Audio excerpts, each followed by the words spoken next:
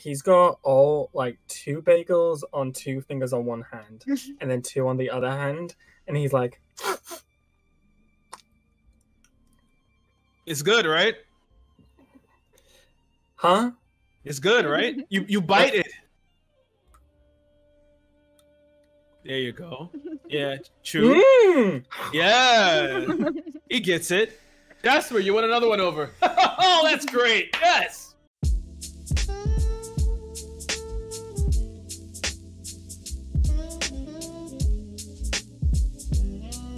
I'm Eleanor, or James. If you don't know me, I don't know how you got here.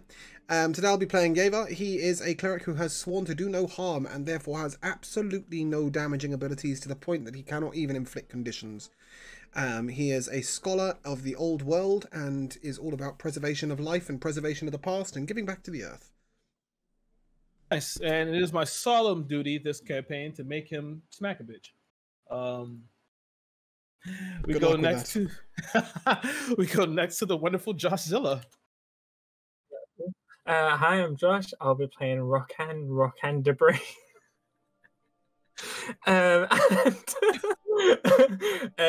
He is a newly manifested in a human body spirit, I guess is the simpler term, that has been put on this world to kind of find out what's happened and why people aren't respecting the earth and praying to the old gods and stuff like that. So he's experiencing everything for the first time.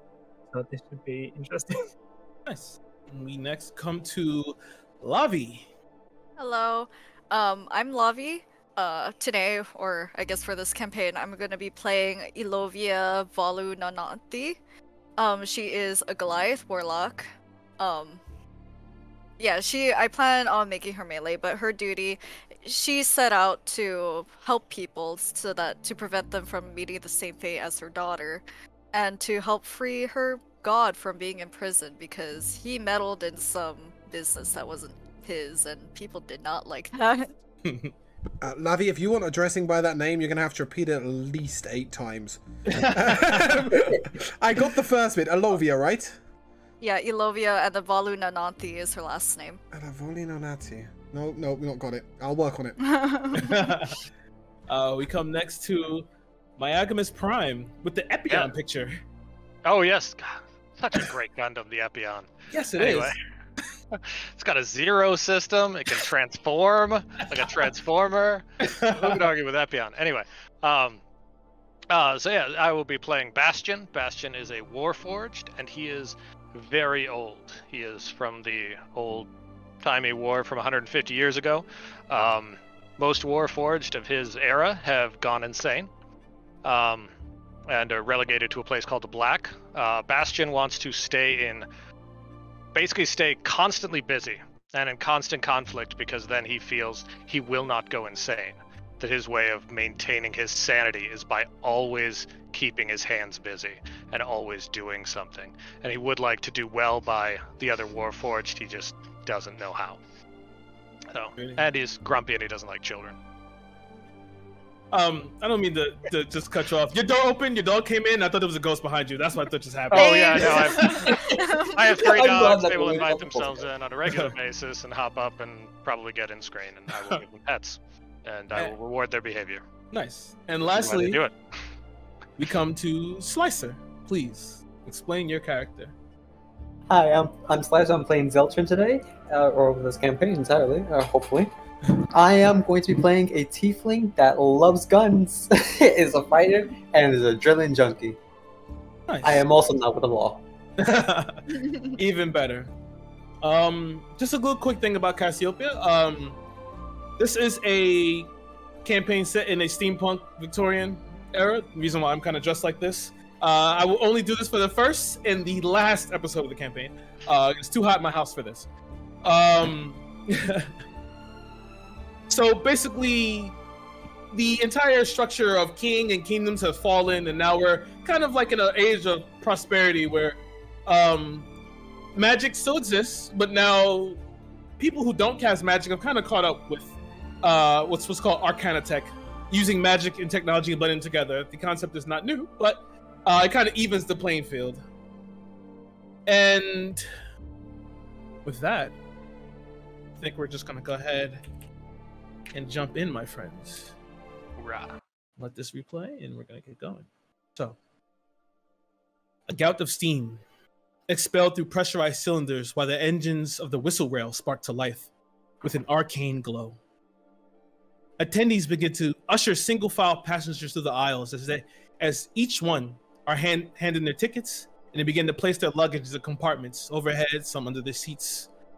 Children and parents all gather together as they, with large smiles on their faces, as they're preparing to disembark to the continent of Lushia. The myriad of footfalls against the plush carpeting forms a near muted symphony as the ringing of a bell resonates, and is quickly followed by the thunderous voice of the conductor. Now seating, last call passengers for Lushia. You see, as on the outside, inside of the whistle rail station, everyone peeks their heads up before another bell rings, and the people begin to rush toward the doors. All of you, as you're all within the crowd, are feeling them push past.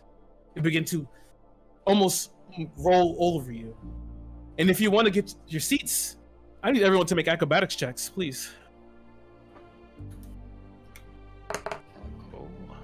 Acrobatics.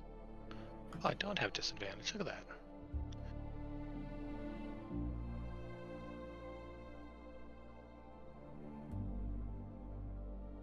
I'd just like to point out I started this game with a nat 20, and I mean to carry on that way. Nice. We lost Slicer. My video keep disappearing. Oh, there we go. Oh, I don't know. There we go. Going on camera. That should be fine. Oh, no, you're fine, you're fine. You just got shunted because Miyago's camera disappeared.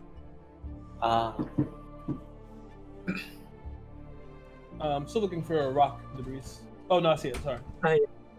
20. But once I started a campaign with a high number. Yeah. So, as you guys all pass this, you all successfully pass this check. You guys are getting on this train. As you're beginning to push past some of the people, There I am. and trying to force your way into the train itself. It's like it's literally trying to fit just a whole bunch through a singular doorway. As you guys begin to move over, Elovia, you feel something bump your shoulder. As you turn to the left, you see a child hits the floor and she begins to cry. Her mother still seemingly doesn't notice that she's been separated from her child.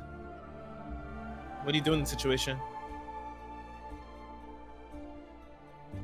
Well, first I'm gonna bend down. I'm like 7 foot, by the way, so it's a lot of bending down. I'm just, hey, what's wrong? Are you okay? You see her as she's kind of scraped her knee and she's currently crying. She's closed her eyes and she's gone full wail as you're standing over her. She looks at you and begins to cry even harder. You are surprising to her, unfortunately. I kind of figured. Do I know who her mother is? Give me 1 second. Give me a perception check. 11. 11. The same as your passive perception. So as you take the time to look up, as more people are beginning to push past you, you see one woman inside of the car already, between the window of the train car, and she's seemingly looking around as people are starting to move and start to filter into seats. All right. All right. I'm gonna pick up the small child. How old is this child, by the way? She looks about 8 or 9. She's really young. Okay, that's like toddler in Goliath terms. Yeah. I'm gonna pick her up, and then I am going to just push my way through to the crowd. Give me a strength check. Oh, that's a saving throw. We don't want that. 23. 23, more than enough.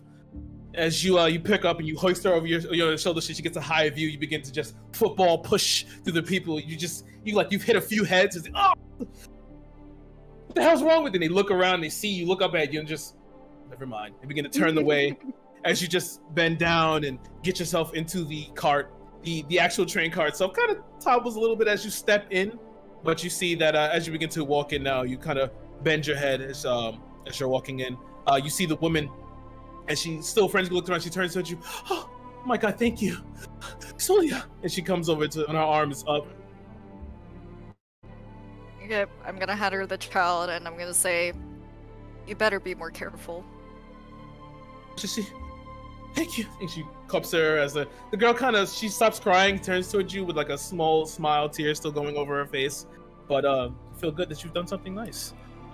She finds her seat, and behind you feel a tap as you feel a tap on your back as one of the attendees shows up in a nice little vest. He has a little hat on. You see he has a whole bunch of tickets in his hand. He looks up. You have a ticket, miss. Do I have a ticket? Oh, you would have a ticket.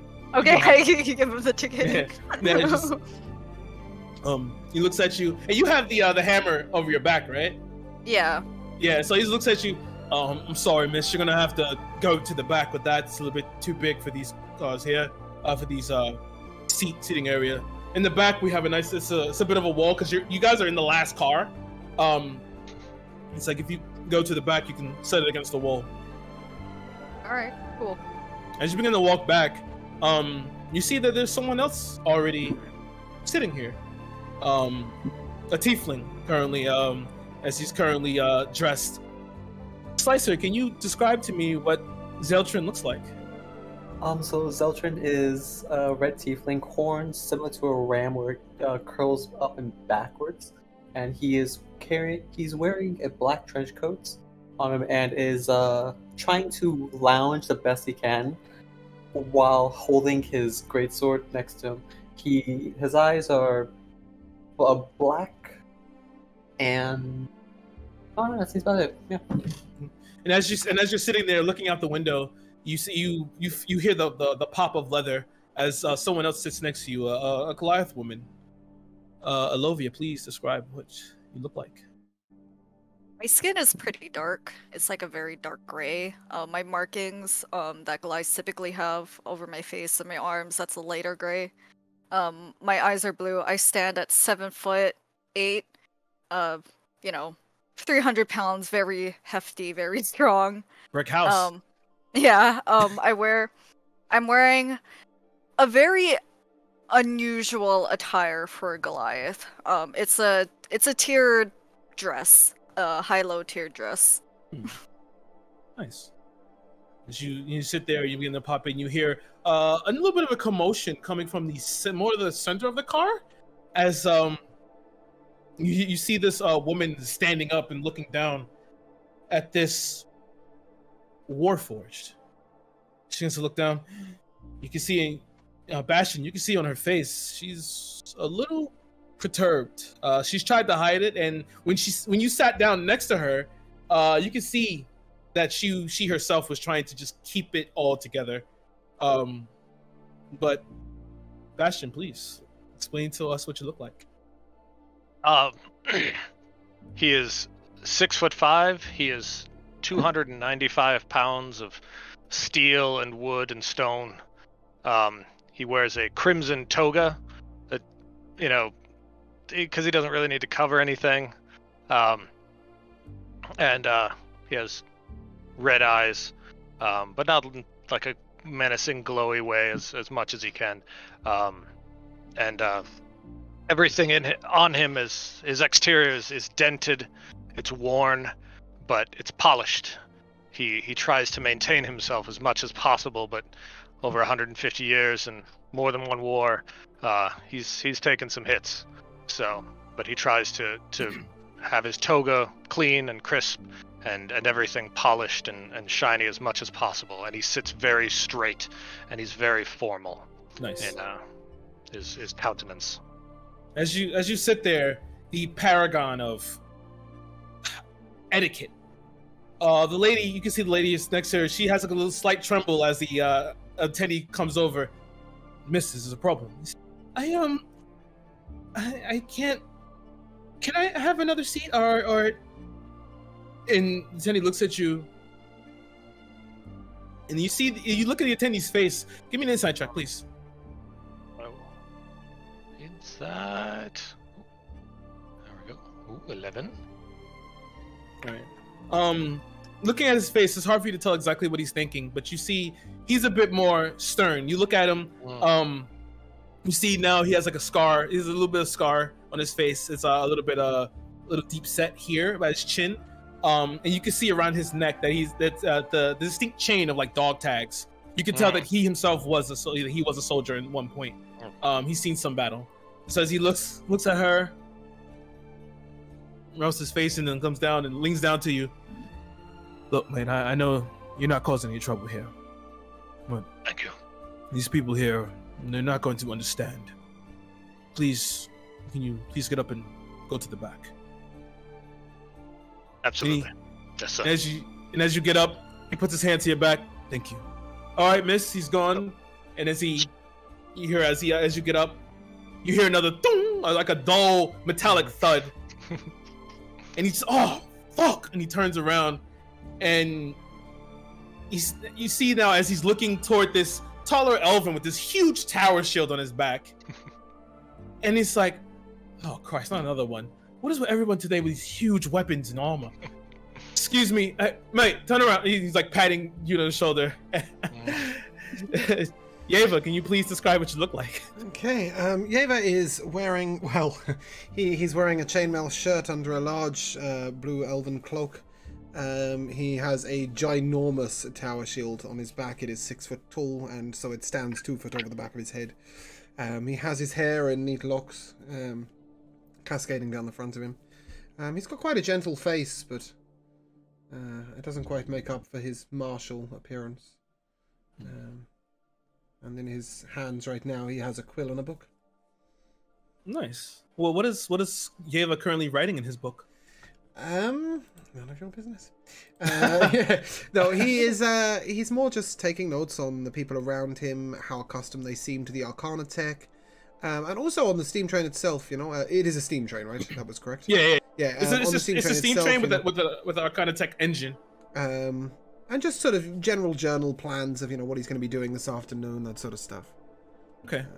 Yeah, as you look around at the people, they don't really look twice towards you. They, you know, as you look around, you see more of the people are like more admiring the shield that's on your back, rather than you writing anything down. But they kind of just excuse it because, you know, you are elven, and they can assume that you are not probably from Rivenworth. They look around you, you're not carrying any Arcana tech at all. Oh, I'm definitely looking like I'm not from this place. Yeah, you're not from here. There is no chance I'm fitting in on a train. Yeah, at all.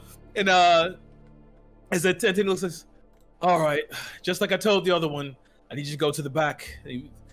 There's no space for this thing. And he like kind of frames out the shield in his hands. Oh, no problem. No problem at all. I'll head on down there. All right. And as you make your way back there, it's not his voice. We'll fix that in a second. you make your way back there. Keep moving forward. Moving on. You pass by an absent-minded boy. You see, as everyone's beginning to sit down, you see this boy who's currently, well, he's a young man, young adult. He's currently looking out the window. You can see over in the corner of your eye that the attendee throws his hands up and starts to walk over to him. Arcane Breeze, please describe your character. Okay, so you're right, he's like no older than 20. He definitely looks young. He's got long brown hair that's tied back in a ponytail. He's got round glasses, very simple clothes. It doesn't look like he's from here either. He's wearing just a shirt, pants, boots, that's about it. He's got very intricate tattoos on his forearm going up to his hands and fingers. And yeah, that's what he looks like. All right. As you stand there currently looking at the people the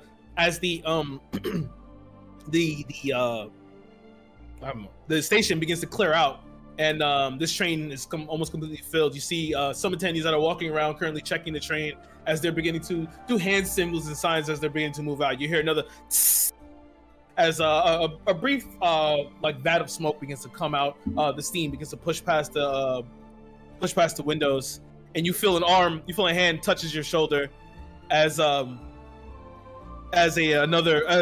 see another dressed to the nines elf pass by you. Rakan, someone the attendee puts his hand on your shoulder as he just, all right. There's no more seats. Just make your way to the back. Sit down, because we're about to take off. He stands up, kind of looks him up and down, very confused, and then quietly just saunters off to the back. He just, no one speaks English, no one speaks common. No one understands me. All right. He's watching. You see as he stands there, waits for Yeva and yourself to finally get to the back. As you all now sit amongst each other, you feel the train. You hear another yell as like, "All right, let's go!" As the train itself begins to lurch forward, and you hear the rhythmic sounds of the wheel sets begin to begin to roll off as the world begins to pass by. Moving forward, as the wheel sets to screech to life, and the entirety of the train begins to move forward faster and faster. You see, it's almost as a lullaby to some of the people. You begin to, Yeva yourself, or whoever's actually either looking outside or maybe looking in the car. You can see the people as their faces are set with wide smiles, and some begin to, children begin to fall asleep quite fast. And as the train itself begins to ascend outward of the station, you see what Athea has to offer. The sun itself begins to pour into the train car as some of the people begin to shield their eyes, beginning to look over the cityscape. And you see on their face, this will be fun. Everyone give me just an insight check, please. Ooh, look at that, natural 20. Nice. 21. Nice. Okay, maybe not Rakan and maybe not Lovia. Zelchin, okay. As you guys begin to look over the people, you see their faces. You see what they see in this world. They see an age of equality, an age of ingenuity, and more importantly, an age of opportunity. When we're no longer the noblemen have their feet on their necks. We're no longer that magicians rule. Everyone is almost equal at some level. And this is what they've decided to leave the city for and head toward Riverworth, where you guys are heading, the capital of Athea. It is the site where the world has seemingly put all its faith into. And although that is their story, however, for the others, such as though this story embodies, for you all seek something else entirely. And as the world begins to continue past you by, you're looking through, you're watching as the city turns to the ocean. You can see seagulls passing by. You can see it glinting off the water. You know you are, oh my goodness, no, don't do this to me. I've got this. You have got this. I've got this. As you all are sitting, waiting for the train to end. Damn you. There we go. You all hear another pop of leather as someone sits next to you. You see now before you a man with like this almost white hair and a top hat and a feather coiffed to the outside. He has a nice pleated shirt and a gem in the center. He's wearing a three-piece suit. He has a cane as he walks. You see as he strides forward and sits down and puts the cane down. And he waits for all of you to meet his gaze. As like he has like a bang that kind of covers his eye, but you can see he has like this wide set smile, and he looks. Well, hello, fellow travelers. Might I introduce myself? My name. He takes his hat off as his hair kind of folds out. Is Sebastian Laroche at your service? Oh, it's a pleasure to meet you. And you watch as everything he does is sort of like choreographed in his movements. He just folds his arm over, puts another, and hands his arm and hand out to you, Yeva. And what is your name? The name's Yeva Edelan. And he shakes her hand, and then he looks toward Elovia, picks her hand up, with gentle kisses on it. And what is your name? Elovia Blight Frightener Voluna Nanti. What a name! Thank you. You're all not from here. And you, my friend, as he looks toward Bastion. Mike's muted. Mike's muted. There we go. Yeah. Oh, okay. I'm back. Good. Okay. Welcome back. So he sits up very straight, make sure all the stuff is straight, and extends a hand for a good, solid, single shake, German handshake. And I am Bastion, once of the 41st Mechanical Corps. I did not know we'd be in. Oh, sorry. I did not know I'd be in company of a war hero. Glad to see you all. Oh, and you, my friend, as he looks toward Rakan. And you are? My name's Rokan. Debris. Rokan Debris, and he just goes into a fit of giggles, grabbing his stomach. Just... I did not know I was so funny. And you, my honey friend, what is your name? Horny. I would love to be. I'm Zeltrin. Oh, I'm so sorry, sir. I didn't catch your name. Sebastian LaRoche. And I am a diviner by trade. You watch as he pulls from his pocket a divining crystal that falls from a chain and begins to spin. I am also a fortune teller. Might I interest you in your fortunes? No. Not for me, sir. I don't believe in magic. Not I don't believe in magic. Nope. Is that so? He looks toward Elovia with a sly smile. You don't even want to know about her. Ah, never mind. It doesn't matter. I guess if no one needs my services. And as he says that, you hear a gasp coming from the middle of the car. And you see it, you get to hear as the seats begin to the leather begins to squeak and squelch as people begin to move and look out toward the windows. And do you all look? Yes. Yeah. As you look outside, you see in the sky, as you guys have now been on this train for quite a while now, nearing Lesia, you see what's known as the Sky Atrium. It's this huge floating structure in the air. Whoever wants to know can make a history check for me. That's a 21. Nice. You know this, you've heard of it at least, that this place is the Sky Atrium, and this is where the Grand Council do their meetings. They don't meet on land, they meet in the sky. And currently, as you look up, you see that there are currently a lot of airships that are actually docked around it, meaning that they're currently in meeting at this point in time. But most of the people here have never really seen it, so seeing it now is quite an important thing. And as you guys all turn to look back towards Sebastian, he is gone. You have not heard of him. What a strange fellow. Con man. I don't like him. Fancy is what fancy needs. Perhaps. Ma'am, I'm sorry to interrupt, but did you say you do not believe in magic? I don't believe in that kind of magic. Ah, much more understandable. Obviously magic exists, but being able to tell the future, that seems a bit far-fetched. Yes, I can agree with you entirely on that note. The name's Yeva. A pleasure to meet you. What did you say your name was? Elovia. Oh, lovely. You travelled far to come here? Yes, and I could tell you must have as well.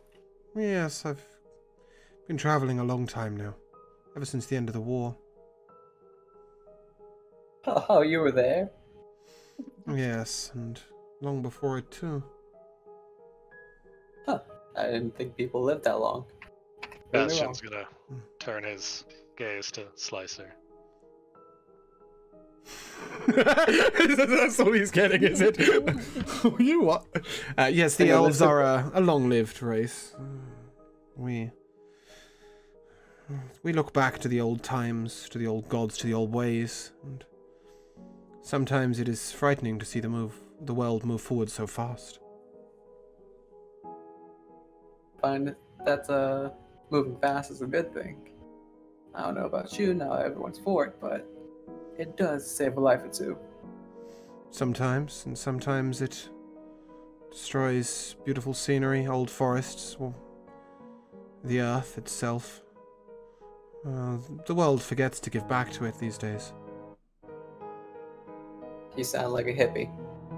Thank you. I try.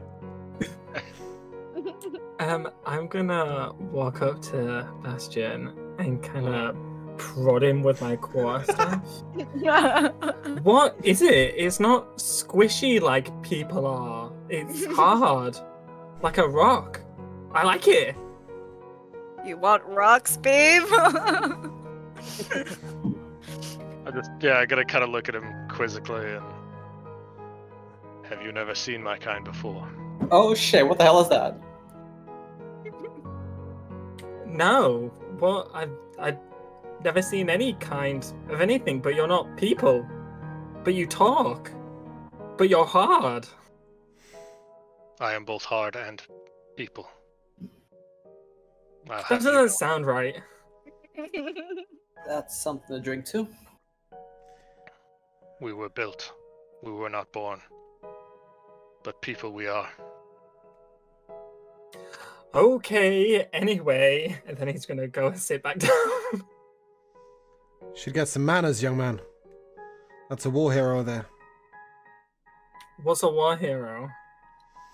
Somebody who fought for his people, for his beliefs, or the beliefs of those who created him. And what did he do? I didn't die for my country. But I made sure the other men died for theirs. You're a hero for killing other people?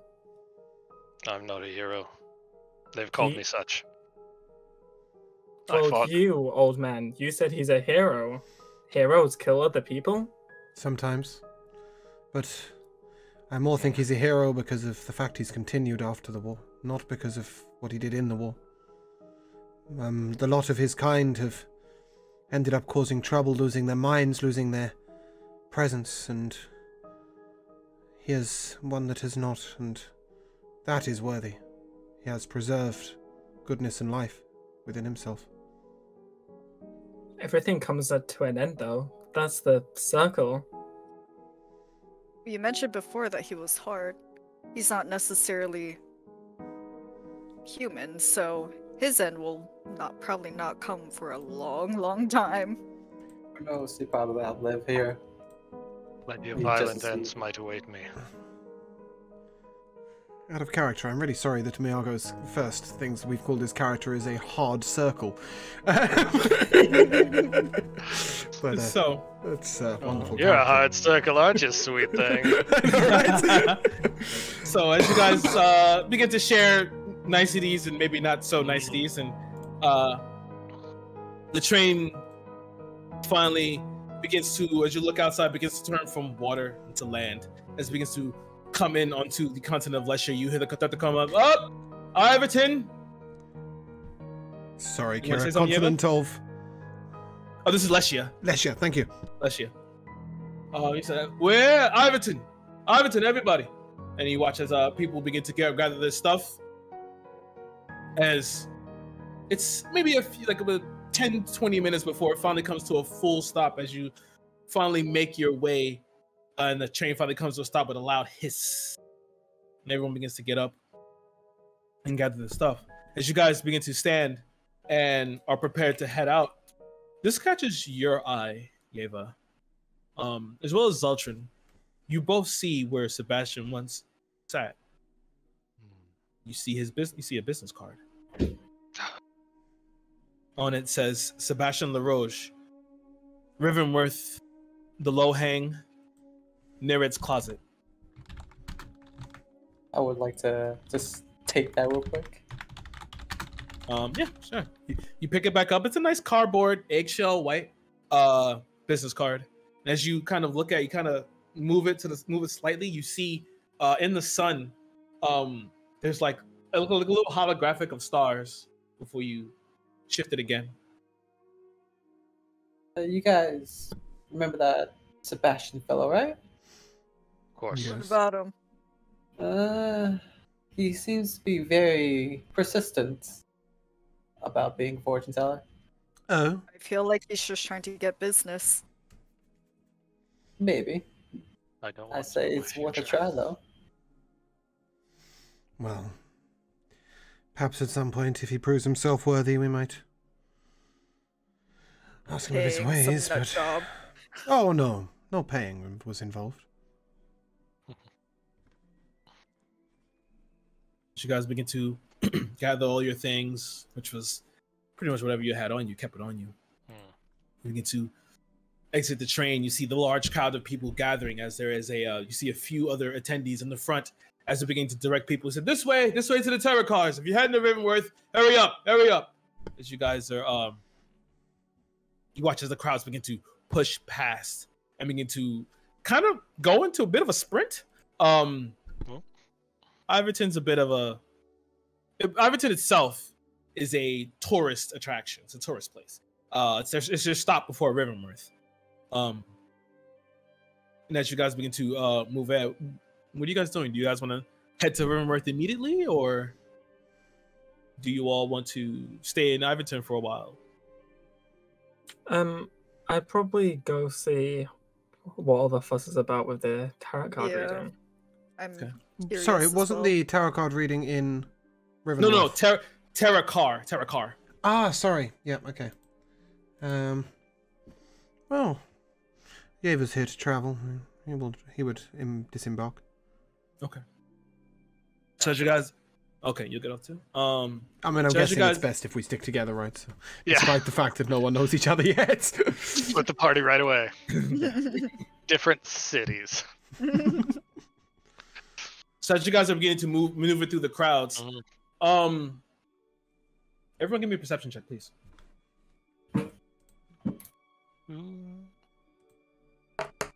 Ooh, nice, solid natural 1 for a 4. Good. Okay. So as you guys are beginning to head through the crowds, the terror car, heading to the terror car, you see a whole bunch of people that are beginning to stand, that are standing in lines. And you see now what the terror cars are. They're like these huge buses.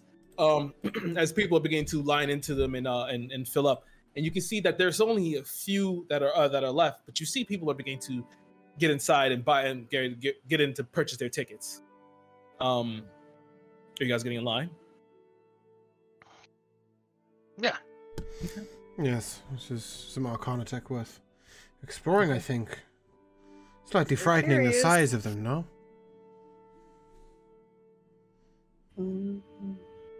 Yeah, why not? Yeah. They have grown bigger over time. Much of the world has. I think the world is shrinking. As it being my first time out of my village, I think it's ginormous. Yes. Hey, I've never gotten a chance to go on it. So I don't know if it's fun or not, but let's hope it is. As you guys are all lining up and you hear the terror cars themselves roar to life, it's a loud roar as the steam releases, and you see like inside of the around the base of it, you see a large arcane glow that kind of sparks to life, and you watch as they begin to pull off. It's finally your turn to get up, and you see the attendee. His face is a little. You see, he's been here for a while all day. He's a little already run ragged. He's all right. 10 gold, please. Ah. Were we meant to start with gold? Yeah, 100 Whoopsie. gold. 100 gold, yeah. Oh, that was a thing. Oh. You fixed that. I was gonna step out of line. Yeah, exactly. That's exactly where I was. Sorry, you said that was 10 gold each, yes? 10 gold, yeah. Okay, I'll just add 90. Very good. Why, of course, sir. All right, gives the ticket. Wait here. As he's going down the line, he goes down to Rock. 10 gold. I take out a handful of gold and say, I'll see your 10. I raise you 1. How about 1? Whose kid is this? Whose kid is this? He's a little Oh, naive. sorry, that's mine. That is mine. Yes, he's a little naive, but I don't know how he miss games. 10 gold, boy. It is How not the about sort of place. 2? It's not the sort of place you haggle, son. What's haggle? You are attempting to make a bargain. It's not the sort of place for that. You pay the set fee. I don't even know what I'm paying for. A ride on that massive thing there. Argo vroom vroom. That's what you want, right? We're walking. It is the custom here. The tradition, if you would. Okay, he takes out 10 gold and gives the guy a kind of... Thank you. He walks into Alovia, just 10 gold, please. She's Nice just touch. gonna give him the gold. Thank you. And as he walks up to Bastion next. 10 gold. Yep, I'll give him my 10 gold. All right, thank you. He walks up to Zeltrin. Zeltrin, as you reach to find where your gold is, you see that the pouch is missing. Huh. 10 gold.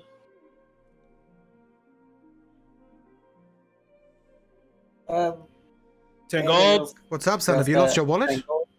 I think so. Oh, I will pay for you for now. We must track down that Sebastian figure for you. Someone took it. Awful, awful. Pickpockets all over these trains. Terrible place.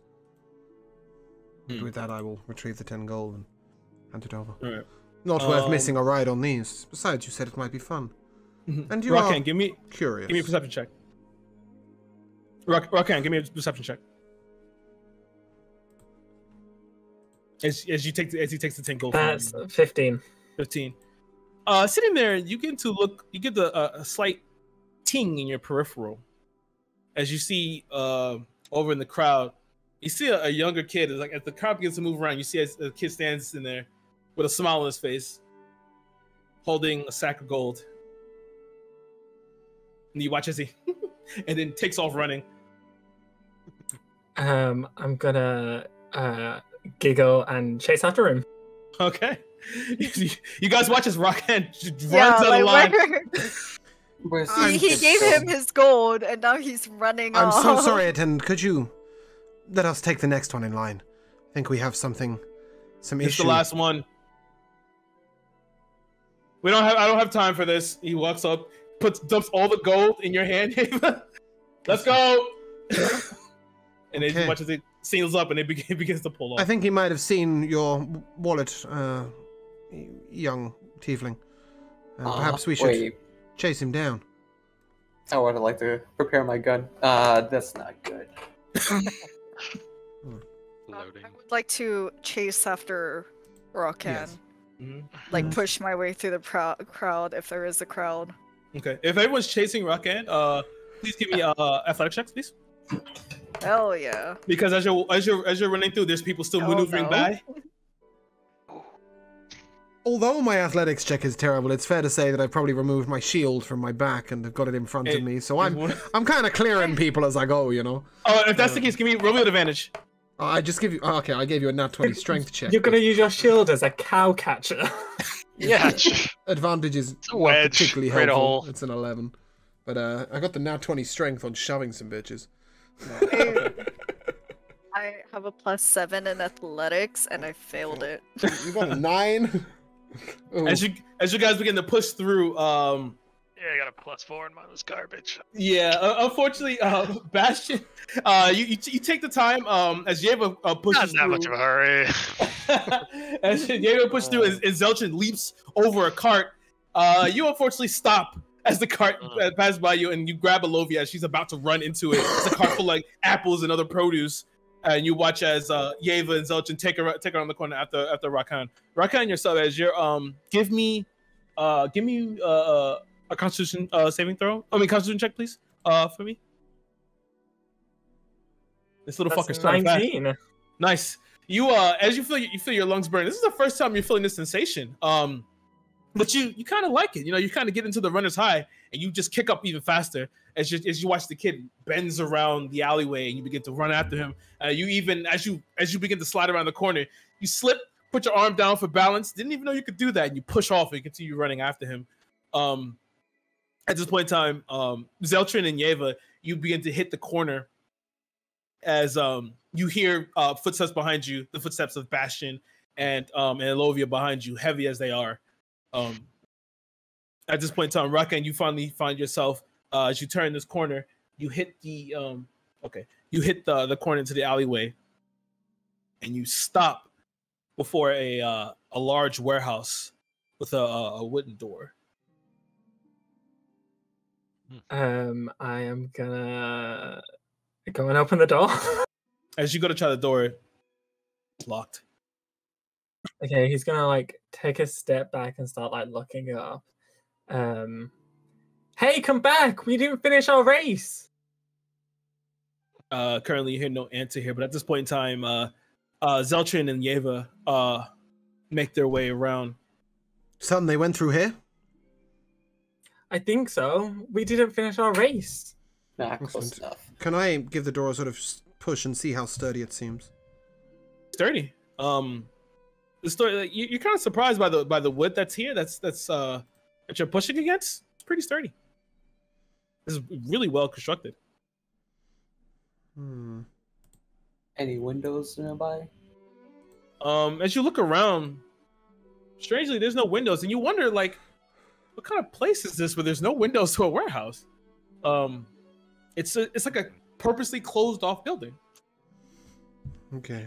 Is this door locked? It is locked. From the outside, I mean, can we see the lock? Oh, yeah, you can see the lock. I'll turn to Zeltrin. I don't mean to judge, but you look like the dexterous type. And you got anything to open this door with? There is a thief behind it.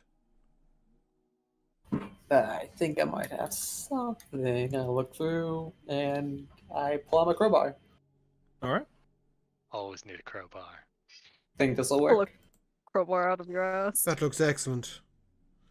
See I whether go we and can try wedge the it in. door. Please give me a strength check. I would be assisting him with his slight frame to Okay. give it a proper pull. So you can either take it with advantage or give it to the person who has the highest. You both can roll, or whoever has the highest can have advantage. That's an 18. Okay. Yeah, more than Yeah, enough. I got a 12. You got a 20? 12. 12. Okay, more than enough. With Yeva's help, 1, 2, and you hear the wood splinter as it pops open. It begins to open slightly into like a bit of darkness. At that moment, I would like to, with minor illusion, just put a large red arrow pointing into the building outside for our friends behind, and then follow in. Yeah, at this time, Elovia and Bastion finally make it around the corner to see the door open and into splinters on the floor. How'd you know I had that? What is going on? I don't mean to be Crowbars? rude, son, but you look a little shifty. Fair enough. It's not a criticism. We all have our ways of making our way around in the world. And besides, you look a bit quick-handed. I saw the way you leapt that cart like it was commonplace for you to have a chase through the streets. Admirable. Thanks. Why are we breaking doors? The thief went this way. What thief? To kind of ignore him and just look at Eva. No, We show we here with us. Thief, you say? yes, little does this... What did you say your name was? And I point to Josh. My name's Rokan. Rokan Debris, and he starts giggling and grabbing his stomach. Yes. Okay. You were chasing a thief who stole the gold from our friend here, little tiefling. I know you mentioned a race, but we were racing to catch him. Technically, James, you didn't see him. Only I did. Oh, was it only? Sorry, I misunderstood. Yeah, So we were just chasing you? Okay, Yeah, you were just chasing me because I ran off. Right, I thought we all saw the... my bad. I thought we all saw the guy with the gold. So what were you chasing? Dementia's kicking in love. What were you chasing? This boy, he smiled at me and then he ran off. I thought he wanted to race. I think he wants to play tag. Even better. And then I just walk in. Okay. I don't know that that's reason for breaking and entering. Yes, I'm sorry. I misunderstood. I thought we were chasing a thief. Right. Does he need supervision? Entering this place, so Rakan is first. What's the rest of the marching order? I think he might be from the countryside. I would probably gesture towards other people to go first. I am definitely walking in. Or second. I will make sure he does not hurt himself or others. I'll go. Quick. It's Ilova and then sorry, Bastion. And Zeltrin, and I'll bring up the rear. All right. So Rakan, as you immediately enter in, you see across the way, standing on the opposite side of the warehouse, you do see finally that there's 2 windows back there. But getting to that area, you'd have to go a long way around. But you see the boy on the other side with his arms crossed, lifting the pouch, throwing it up in the air over and over. With a smile on his face. His hair is brown and unkempt. His eyes are like this piercing blue. I'm gonna walk a little bit forward. Hey, come back. We need to finish that race. I was about to win. As you walk forward, you feel your feet depress. You hear mechanic click. I need you to make a dexterity saving throw, please. What with my rolls today? 21. 21. You look up, your eyes flash as you look, as you see this log heading towards you as you duck out of the way. The next in the line is Zeltrin. Please, dexterity saving throw. As the log, as you see Rakan dip, and you see a log coming toward you. Ooh. High rolls, 22. 22, nice. You yourself dexterously, you dodge to the side, same as Rakan as it swings up. I believe behind you was Elovia, right? Elovia, as it heads up towards your face, it stops just short before it swings back. And as it swings back, you hear a lock. You hear the kid. I would like to pull out Hey my gun. kid, where is your parent? I have no parents. Such things always have parents. Did you kill them? No. Fucking looks like it. Stop acting like this. My parents left a long time ago. What can I say? If you want your coin purse back, gotta catch me. And then without missing a beat, I'm gonna go chase after him. As you run, forward, as you start to run, give me a perception check. Everyone, give me perception checks. Actually. Ooh. A 20. Nice. Not one. Ooh. I think Lavi's got my dice. What was yours, Yeva? What was 15. yours? 15. Zeltrin? 13. 13. All right. Everyone except Elovia. You watch as Rakan steps forward. You guys see, even Rakan sees the glint on the sides of the walls as these crossbow bolts come shooting out. As they come shooting out, you all tend to dodge. As Elovia, instead of dodging, looks and catches it. Even though it did manage to kind of cut her hand, you take 2 points of piercing damage. You watch as the kid kind of, you guys aren't too bad. Sorry about that, lady. Come on. And you see him watch him step back slightly. I'm gonna keep going. I'm gonna cast Fairy Fire on the kid. This is dexterity saving throw, right? Yep. Okay, he has a natural. It's a DC. natural 8. Okay, I was gonna say yeah. Your DC still like what, 12? Yeah. Oh, there we go. It's right there. Yep. 12? Yeah. 12. He fails that. So you watch as it explodes, and he's covered in like this. 14. It's worse. 14. Oh, Anyway. 14. Okay. Anyway. It explodes, and he's covered in this glitter. He's like, hey, come on, that's kind of cheating. And as Rakan and Jim begin to dash forward, give me one more athletics check as the floor begins to shift and it tries to toss you over as the floor itself rises and tends to toss you over. There's the dice. With bad, yeah, my dice are back. I got a 3. You finally, fall over. Finally, you fall over, unable to make your way to the child. But as you fall, you stop and slide and skid on your face next to him. You take. I feel like you should just take my average. You take 2 points of bludgeoning damage here. 2 points of face damage. To face damage. Jeez.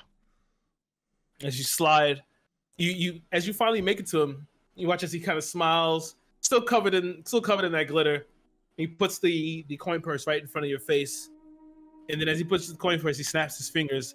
As everything, you hear like mechanical clicks, a series of it as everything resets. He stands in front of you. He's playing with some magic there. I think it's best to return the money, child. We'll go. Yeah, before shooting. You said before he starts shooting? Yes. Is he on the ground floor? Yeah, he's on the ground floor. There's only one floor here. There's like a higher scaffolding, but he's on the ground floor.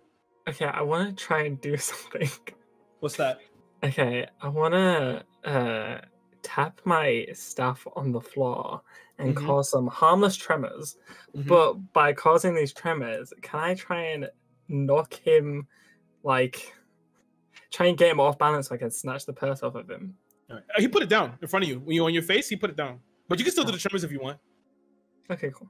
I'm gonna do the tremors, and as the ground moves, the purse is gonna get slower and slower away from him. Okay. Make a dexterity. Okay. He fails that with a natural 2. And he falls on the ground. He's like, "Okay, hey." As the tremors happen in Zeltrin, you hear the click of a gun from behind. Shit. It's okay, guys. Liam, the fun's over. Don't shoot the kid, please. As you turn around, you see this woman. She's dressed in like this pinstripe blue vest and a tie and a white shirt. Her hair is short and kind of shaved on the sides, and it's like kind of like flayed forwards. She has a cigar, and her ears are pierced. And she has like these finger cut gloves, and has an Arcana Tech pistol in her hand. And you watch as the kid, as you now know, his name is Liam, gets up and like runs around you all and runs to her. Is Yeva in range of this lady? Yeah, you're pretty close. She's a little bit. She made like 40, 50 feet behind you. Oh, okay. No, I meant like in grabbing range. No. She's like 40, 50 feet. Okay. And as the kid begins to run around you guys and run to her, she drops a few coins in his hand. Thanks, Liam. No problem, Viviana. And he gets up and begins to leave. She looks at all of you. Sorry about that. I just had to make sure that you guys actually had skills. I know that's not a proper way of doing things, but I just wanted to. You guys didn't look like normal tourists, so I figured. Be that as it may, didn't turn up for games. What gave us away? Well, you know, your hammer there, and you're walking around with this Warforged. Hey, that's discrimination. Not at all. Not at all. I love Warforged. And he looks towards Zutch, and you have this customer here who's packing heat and a great sword. Is this Viviana speaking? Yeah. This is Viviana, yeah. Okay. And then you have this gentleman here with a large tower shield, and then you have the one back there who can cause the ground to shake. So hey. I'm gonna skip over. Oh, with the coin purse in hand. All right, and real quick, you'll see this is what if you can see it. This is what Viviana looks like. Where is this? Do you see? I shared the screen. Do you see it? Oh, nice. I don't see it. There it is on the top. Ah. Fancy. She looks pretty cool. Mm-hmm. And as you run over with the coin purse, well, she's like, yeah, that belongs to him. Sorry about that. But let me make it up to you. Let's go to the Whistling Cafe and Inn, and I'll get you guys some dinner, and we can talk. I look at the rest of the party. I'm gonna throw the pouch to Zeltrin. Okay. And Zeltrin, you now have your 100 gold back. Nice. Deal? I'm intrigued. I'll come. Oh, don't worry. I won't rob you again. I just had to check. I just wanted to see find if you more guys... productive employment for that kid. Can I do an insight check for that? On her? Yeah. Yeah, go ahead. Inside checker.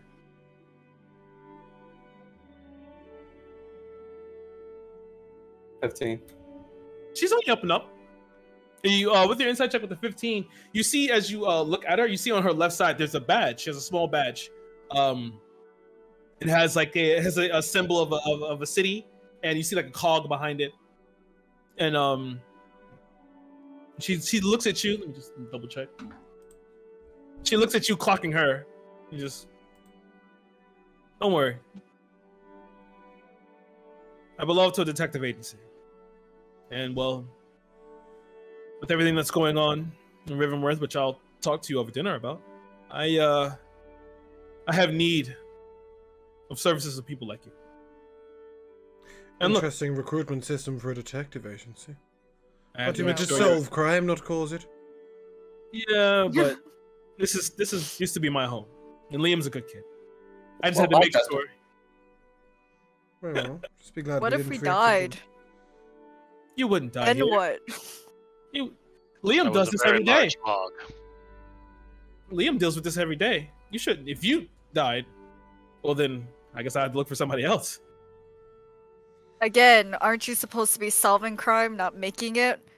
I see no crime here. What if one of us died? That would be a crime. That would be murder. I believe that would Semantics. fall manslaughter at the least. Trust me, young. Trust me. If you had fallen, I would have helped you out. All right. I know you're hungry. That I am. Famished. All right. All that side for you. The wolf was just looking really curious. That's a construct joke. I like those. Go. I have learned your humor. As she begins to lead you through the town, you see the town's kind of quieted down. It's now like the sky itself is now a nuclear backdrop. The orange in the sky. Now she's telling you about her agency in Rivenworth, and telling you that Does she have a name for said agency? Yes, it is the unsung. 1 second. The unsung. 1 second. My goodness. What's her name again? Viviana. Viviana. It's all in the notes. Yeah, it's called the Unsung Detective Agency. And as she takes you through, you can smell the sea air. Quite beautiful. And continue to walk through. She brings you to this nice cafe. Where it's like an outside eating area. You can see it's like a small little gate, but there's outside tables and awnings over, and you can see inside that there's still through the front, the display of the store, or the inn. Sorry, you can see that there's people still like sitting in the bar, and you can see from behind the bar a man with this like a nice bouncy white hair and these bright blue eyes and kind of rotund. He's like laughing and talking. As you can see inside now, you can see Liam currently walking around with plates and platters, giving them out to customers that are sitting around. She turns around. You want to go eat outside, or you want to eat inside? Does this kid get paid? Yes, always. This is his home, actually. So I would defer to Bastian here and say, Would you prefer to eat outside where there may be less attention? Wherever there are fewer people seated. The climate has little to no effect on me. I care not for sun or cold. No, merely the stares of others who are unlearned. That would be I kind. hope it don't rain. I would not like to get any of this wet, especially my gun.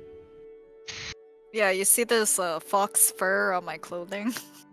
Always keeping your powder dry is wise. You guys said outside, right? Yeah, no, inside. Sorry. So as you guys walk inside, you guys hear this booming voice as, "Oh, Viviana, I didn't know you were here." And you watch as Viviana opens her arms as the larger man begins to he leaps over the bar, and you're kind of surprised by his size that he's quite nimble. He goes over, he picks up Viviana and swings her around and puts her back down. He says, "Okay, Jasper, please. Oh, you still have all this strength, even in your old age. Jesus. Well, if you didn't stop training, you would be strong as me." Go ahead, Zeltron. I want to know, is there anything that I see that looks fancy in here? Sure. Give me a perception check.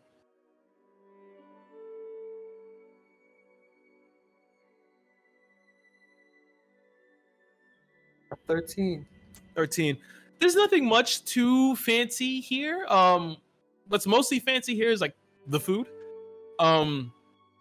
You do see like a few plaques on the wall. And as you kind of squint and you see it says Jasper Burns, champion. There's like about 10 of these plaques here, for martial arts competitions. And how large are they? Like, are they fairly large, or are they just a small plaque? They're pretty big plaques with like these fists on them, and then in the center there's a huge trophy. All right. So as you all walk in,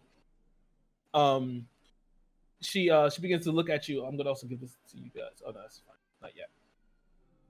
And she begins to she gives you a seat, and you watch as she's walking by. Jasper like snatches the cigarette out of her mouth, and she.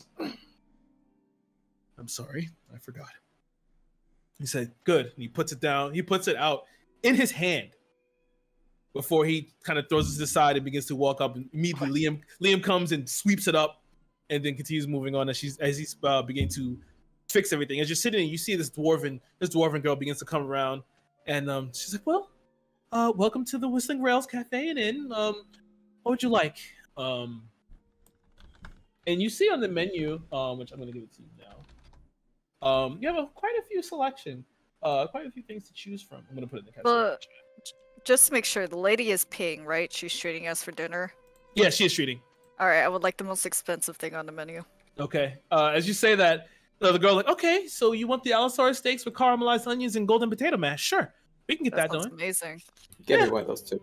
Oh, okay, sure. The way you can stuff that with lobster. Lobster is only specials. Unfortunately. I'll We take do the have- salad, please. The salad, sure. We can get you the honey roasted axe beak if you want. Just the salad, thank you. Okay. Axe beaks make fine mounts. And a glass of wine if you can. Sure. Wine is a we can do thing, that. right?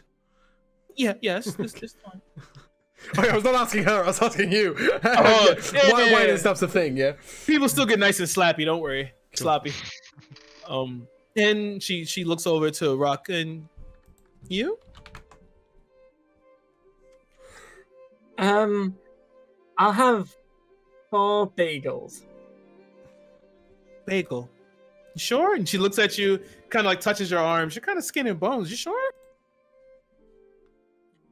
4 bagels. No. Okay. Arbs up, flesh bags run. You watch as she takes the orders and begins to walk off. As you watch as another girl comes around. Can I flag her down because I didn't get to order? Oh, I thought you said you wanted something. Oh, I thought you said. I'm sorry. Go ahead. Oh no, I just assumed I wasn't being or taken because I'm a Warforged. Oh no. She you can see she does not care. Fantasy equivalent of Scotch. Okay, you can do that.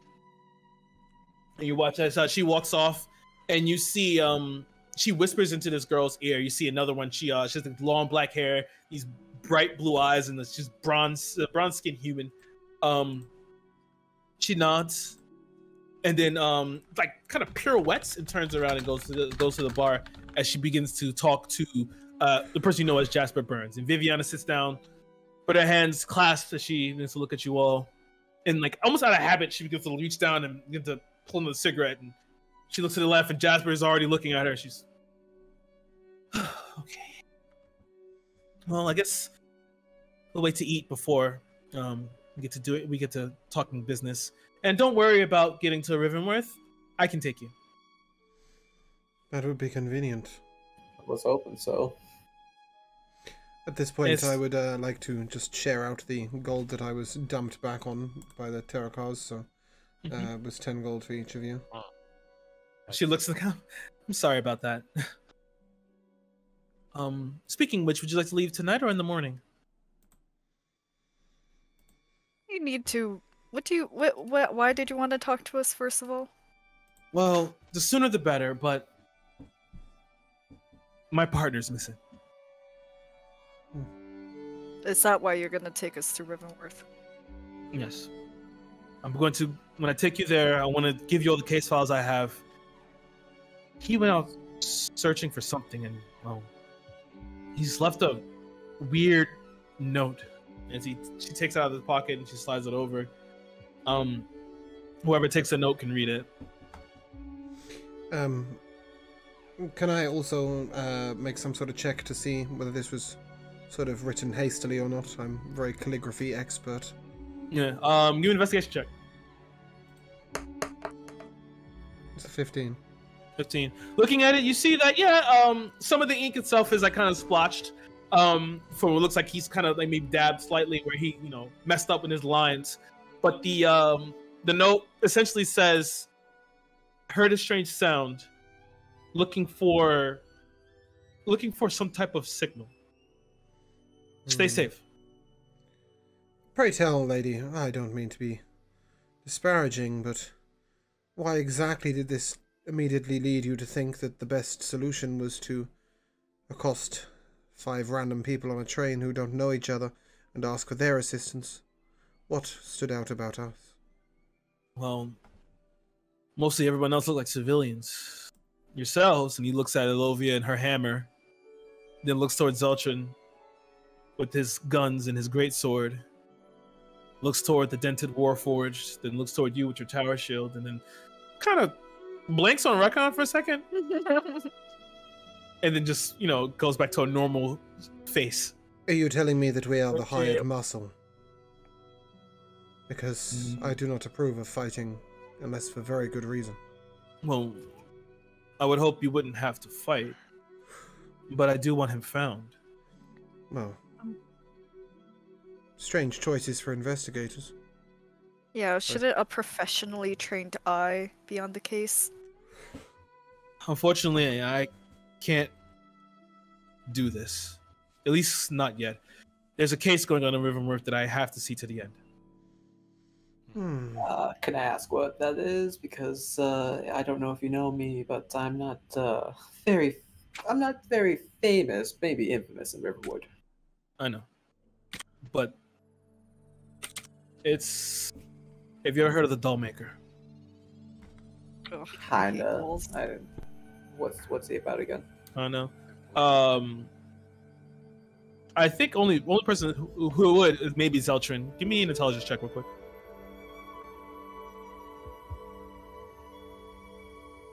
Oh no, okay, let's go. Come on, have you heard of the Batman villain? 5. No, as he she looks at you for a second. The Dollmaker is the worst murder that Riverworth has seen in over a decade.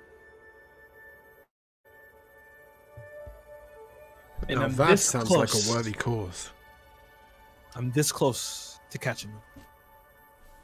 Man, that's why he's called the Dollmaker. Well, after he deals with his victims, I don't like where this is going. He removes their face and stitches in a porcelain mask. Ooh. Pleasant. Exactly. This seems wasteful. And through all the case notes that Jethro has given me, Touche. he was so close, and to just drop it, he would never do that. So he's in trouble. So what you're saying is, out of everyone in Riverworth to cause problems, that is what causes it? Do you have a better idea, or do you not? Don't you want to feel safe at night? Same as the last thing I'll ever feel. That, on the other hand, is confusing me. Why is that over all other crime lords in that city? I don't know, man. It's kind of disturbing, don't you think? I think that the lady was telling us that the number of bodies is the big problem, Precisely. not the manner of the death. I didn't catch your names, actually. Evra at your service. Viviana. My name's Rockan Debris, and he starts giggling and snorting. He thinks it is very clever. That is pretty clever, actually. It's a very strange ending to a name. At this point, Yeva clearly thinks that the giggling is part of the name. Wait, you guys are laughing at his name? That's not very nice. You don't get it? No. Rock and debris, and he uses rock-based magic. Well, at least he can move the ground move, so I assume that's where he got it from. Okay. I went ahead when I seen that before. None of your names make sense to me. Then she looks toward Bastion and Lovia. And you two? I am Bastion. I served in the 41st Mechanical Corps. I'm Ilovia Blightbrightener Valunananthi, and yes. Can I just say Alovia? No, That I'm seems joking. You rude. can. Okay. Great. But yeah, I've been looking for people before, but in most, there's something about all of you that seem to speak to me. I'm pretty good at reading people.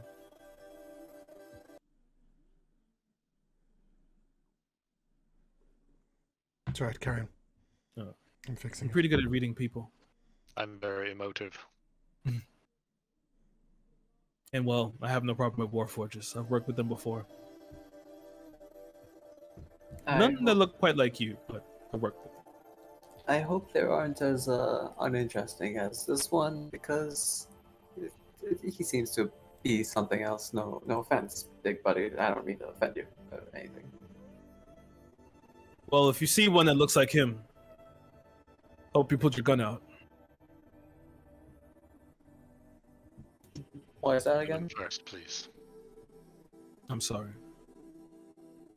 Many have fallen to the black. but Indeed. not all.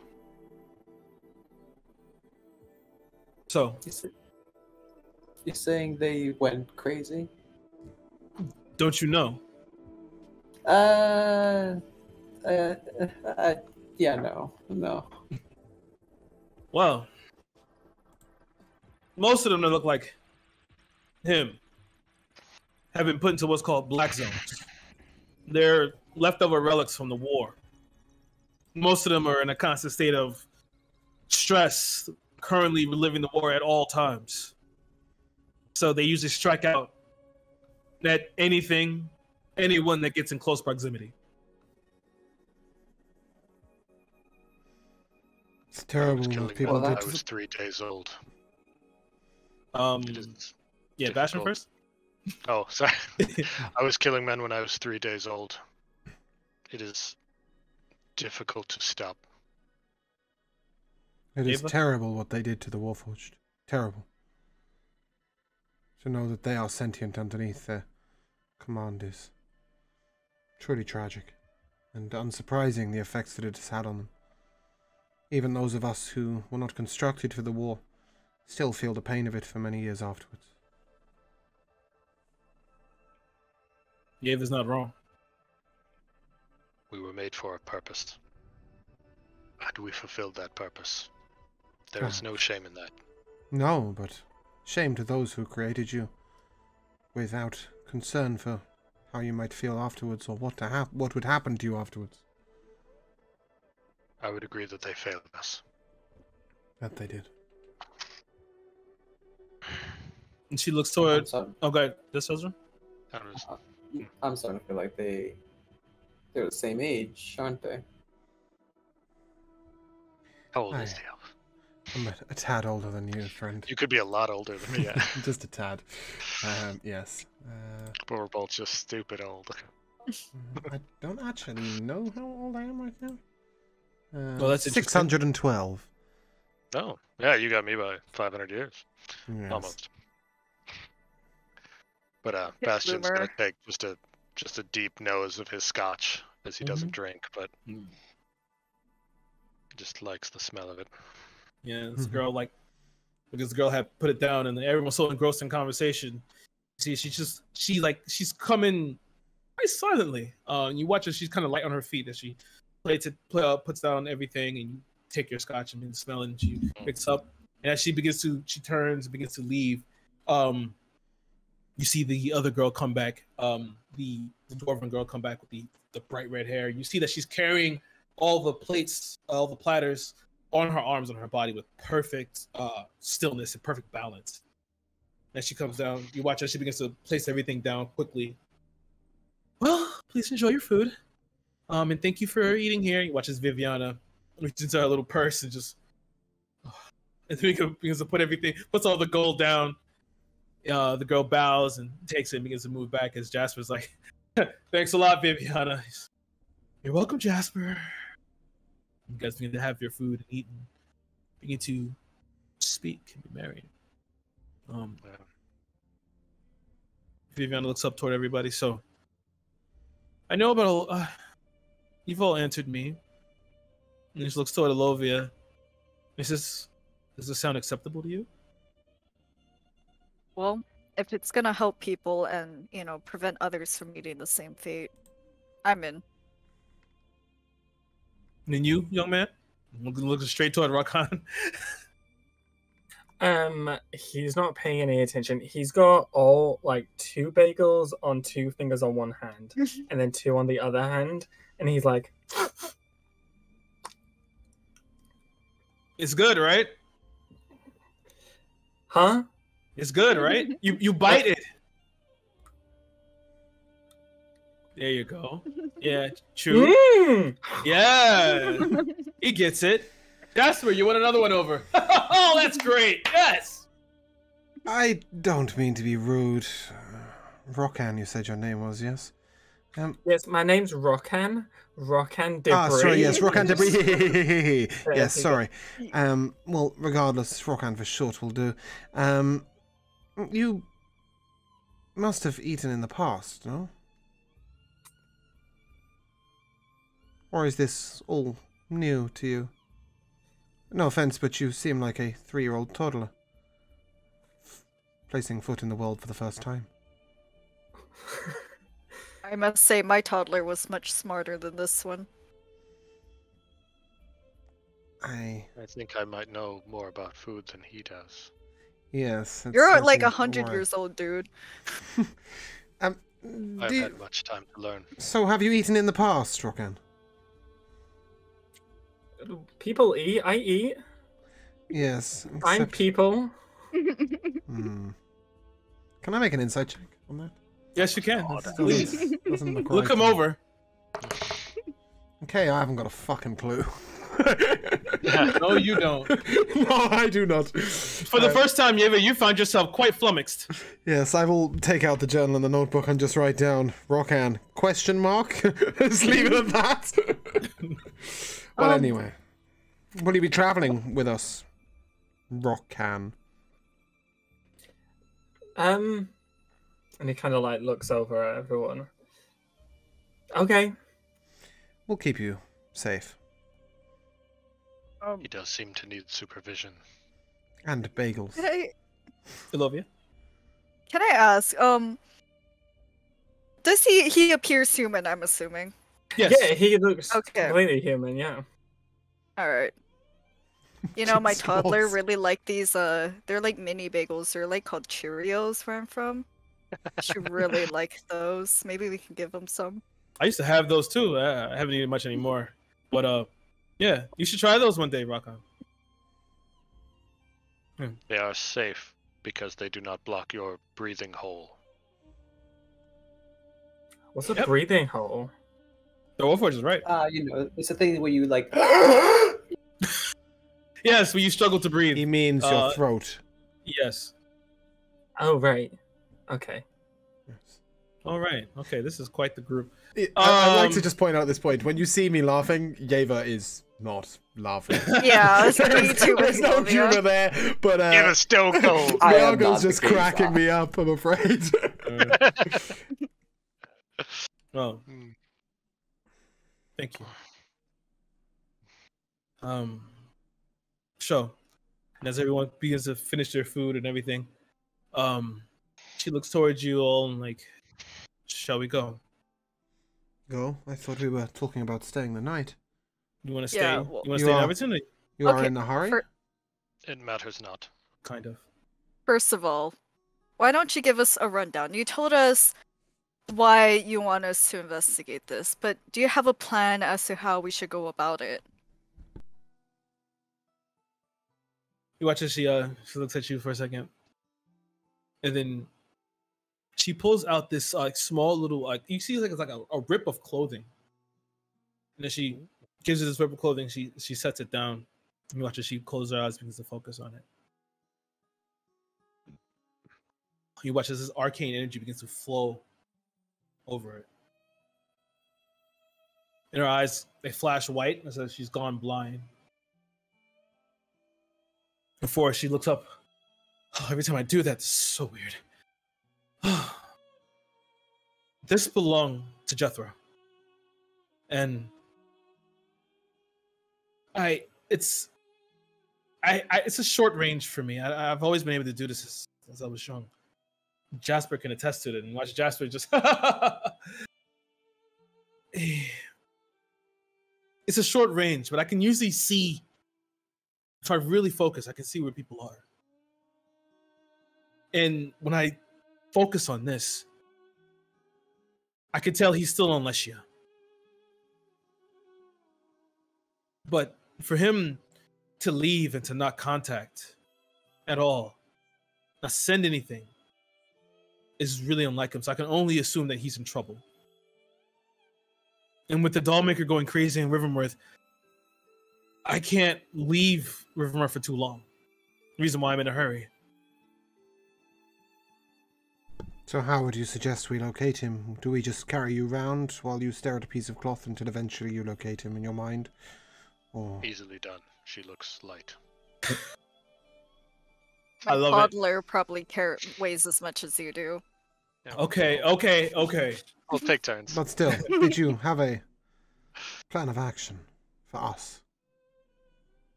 Every time I look here, I begin to see this gorge. And the only gorge that I know that's in Lesia is near a black zone. Excellent, we'll fit right in. That is troubling, but doable. Near a black zone is not in a black zone. This much is true.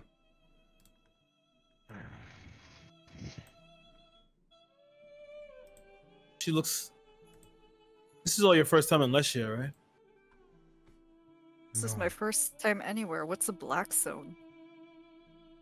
Well, it's a place where all the errant machines left over from the war end up. A long It's- time ago, Sorry. we corralled all of them. We corralled all of them and locked them behind arcane shields. It is a place of Ridiculous. tragedy and sadness and danger as well. Yeah, we can go see one of your friends. His taps Bastion. Oh my god. Likely. That is Likely. extremely... There are people there that I have served beside. Likely there are people there that I would call friend. That was extremely distasteful. Sorry. I'm just hoping that they're friendly, as they once were, I guess. We were never friendly. Not to mention, if we locked you away for that long, not sure you'd be particularly friendly either. But regardless, we can go near this gorge. Does the gorge have a name of some sort? Are you able to locate it for us on a map, perhaps? I have travelled Leshia multiple times, but this does not ring a bell. You watch as she begins to open her hand, and you see this illusion of Leshia content begin to form. Can I take the quill and create an illusory script on top of my journal to record the map simultaneously? No problem. I won't even make you do a performance check for that. As you begin to you watch as she begins to point her finger, you see that this little red blip begins to pop up. This is called the Enduring Gorge. Endoran Gorge. Right. After the discussion of the black, Bastion is going to start kind of polishing his mark of rank that is on his right shoulder, and kind of muttering what sounds like an oath in Ignan. Oh, nice. As I know Primordial. Nice. Like it. Love it.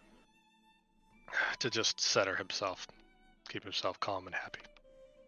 Well, not happy. Calm. Calm. So, did anybody have a preference as to whether we stay the night? It's just if we're going to stay somewhere, this accommodation does seem apt, but... You got an idea where we could stay in Riverwood? Because if not, then If this you will be the best bet. Vivian pipes up. If you wanted to stay here, I'm pretty sure I could work something out with Jasper. It's not that it bothers me so much, being elvenkind, but some of these people will need to sleep. They have been up since morning. Yes, I must ask. Oh, first of all, what time of day is it? Oh, it's nighttime. Yeah. We It's like had dinner, right? It's like 10 a.m. now. Not 10 a.m. It's like 9 10 p.m. Okay. Well, from the sounds of it, going into what was it, the black? Zone. Yeah. Yeah. Not But in. going there, it sounds like it's gonna be rough, if not physically, probably emotionally. So, I do think that we should rest. It is also not a place you would want to see at night. It's not that bad. Might need to get some sleep if you're not used to it, but Yes, some sleep would be wise. It's fine. I can talk with Jasper. Maybe it is better that you do. Maybe do leave in the morning. This way you can also, if you want to, stock up if anything. We may I would also get acquainted with each other. This is also Agreed. true. So, Jasper, my friend's here. Don't worry, I already took care of it. Thanks, Jasper. You watch as Jasper talks to Liam, and Liam comes over and drops the keys down on the desk, and he just enjoy your stay, guys. You see him after everything, he still has this cocky ass smirk as he just kind of starts to walk off again. And I think that's a good place to take a quick break. Thanks for waiting. When we last left off, you guys spoke to Viviana, and she had put you up in the Whistling Rails Cafe and Inn, where currently you see as Viviana has adjoined to her room to wait the morning, and you guys find yourselves to maybe have a chat or talk amongst yourselves. Where do you guys go? We don't go very far. Just Yeah. Is there like a balcony Yeah, to the restaurant? it's not about it's a 1-floor fare, but Okay. but there's an outside seating area. Right, yeah. See people walk by, Yeah. things like that. I'd probably take this moment to address Olovia and say, "What's your tale? Where have you come from?" What has got you so interested in my tale? Oh, Just out of curiosity, we have extremely interesting characters. I feel like I might be the least interesting. yet the furthest travelled, I would assume, and travel interests me greatly. I'd like to know if where you're from, the land is better preserved. Whether you still worship the older gods, the older ways. Shit. The continent I come from is Avisham, right? Or was that the city that I'm by? I know you're north, right? Yeah. You are Avisham? from. What's okay? Yeah, you're from Avisham. Okay. Oh, I sorry. come from. Oh, Iredios. You're from Iredios. Okay, I come from a small village in Iredios called Nulakelo. A very small Goliath village. My people are extremely proud in their more traditional ways of living, so they don't rely very much on tech or magic. I was a child prodigy, in a way. One traumatic experience later, my god gifted me with powers, and here I am. Wonderful. And is this an old god? Yes, but a minor one. He may not even be considered a god, but my people worship him. His name is Zodius. I think it's fair to say Yeva would probably know of Zodius briefly. A little tiny bit. Certainly he would have notes on it elsewhere.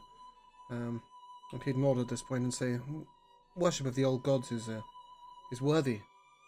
They are forgotten these days, and they shouldn't be. The smaller things in this world are still important. And then they would probably go off on a lecture. Sorry, go on, Zeltrin. I've been trying to find a break time, sorry. While this is happening, can I go and try and take something? A wink. You want to take something from where? Where are you looking? I want to try and see if I could find something outside of the room, ideally. Okay. Since, like, if I take something from them, they're gonna know. Okay. Give me an investigation check.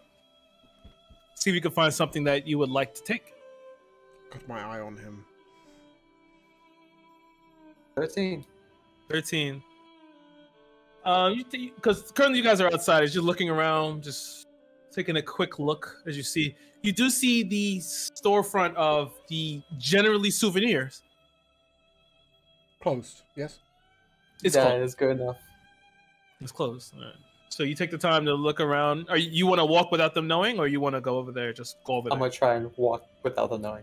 Give me a stealth check, please. Anyone who's trying to, let's see. It's I'm an gonna see 18 your on the stealth check. perception. Ooh. I'm just listening to this talk about gods. Yeah.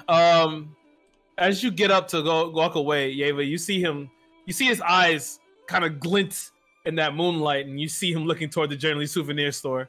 May I remind you that we are currently staying here by virtue of a detective?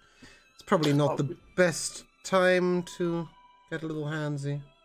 Yeah, no, I'm not gonna do anything drastic. Just a little peek. All right. You still want to go over there? Cool. Yeah. Okay.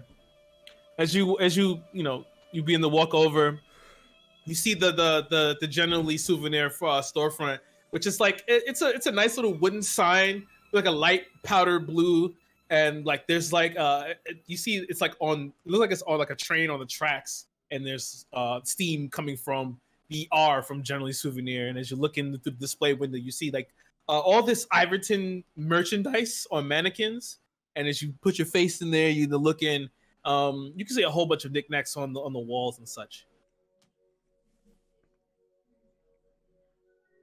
So there's nothing too big then. It's just a bunch of small things, right? These small things. As you look in, you see mostly the stuff that like that people would generally take on top of some Iverton merchandise. Because this all anyone who comes in for tourism spots come in here. You see like Iverton shirts, and you see like snow globes and like little wind up toys and trains. Oh. It's like Cafe Du Monde in Louisiana. Yeah. I want to look back, see if Yeva's looking at me still. Yeah, but you looking at him? 100% looking at him. And in fact, I'm probably going to create a slightly bright light above his head using prestidigitation. As you say, they just wing, the light pops on like you just had an idea. I'm walking back. All right. You begin to. I don't want no trouble. You begin to walk back as you turn the light off. Yeah, I'm just waving my hand, prestidigitation it away. It goes away. and you walk back with the group. Alright, well, back to the conversation. Well, I'm grateful that you call him an old god. Many don't even recognize him as a god to begin with. So thank you. There are lots of fallen gods that we should remember and bring back, and I would launch into another lecture here. I'm not going to touch on. The name's gone. Josh, have you got the name? No. No. Our god was Zodia or something? Okay. No, it's his father. But inside campaign, none of us know that. So I'm not going to touch on that god right now, but mostly because I can't remember his name. Plutarch. Plutarch. I'm not going to touch on Plutarch right now. I'd probably be telling you about some water god. I'd bore the whole of you to tears. Yay! But, yes, and then eventually, after that, I'd probably turn to Miyago and say, "And what have you kept yourself busy with since the war?" I travel. I learn. I want to help my people that are in the black. Truly a worthy cause. I have maintained myself, I believe, through discipline, through routine. My weapons are sharp, my armor is clean. If I do not think too much, if I do not let my mind wander, I feel I do not risk falling into what they have fallen into. Sometimes when I recharge, when I see the foundry where I was made. I hear the song made by the gears, by the hammers, by the machinery there, and if I lean into it, I feel lost, and so I stir. I fear those that have fallen into the black have listened to that song too long. They have lost themselves in it. I want to find a way to bring them back. Such a worthy cause. I've found nothing in all my time. So your talk of gods intrigues me. Arcanotech intrigues me. Everything. Anything that can maybe stir them, that can bring them back. So I wander. I learn. And I stay in motion. I hope to and I learn maintain from you. myself. What do you know of the creation of the Warforged? What do you know about the history of it? Not as much as I would like. No. They did not need to educate us on how we were made or why before they sent us to war. I was given equipment. I was given sparse training.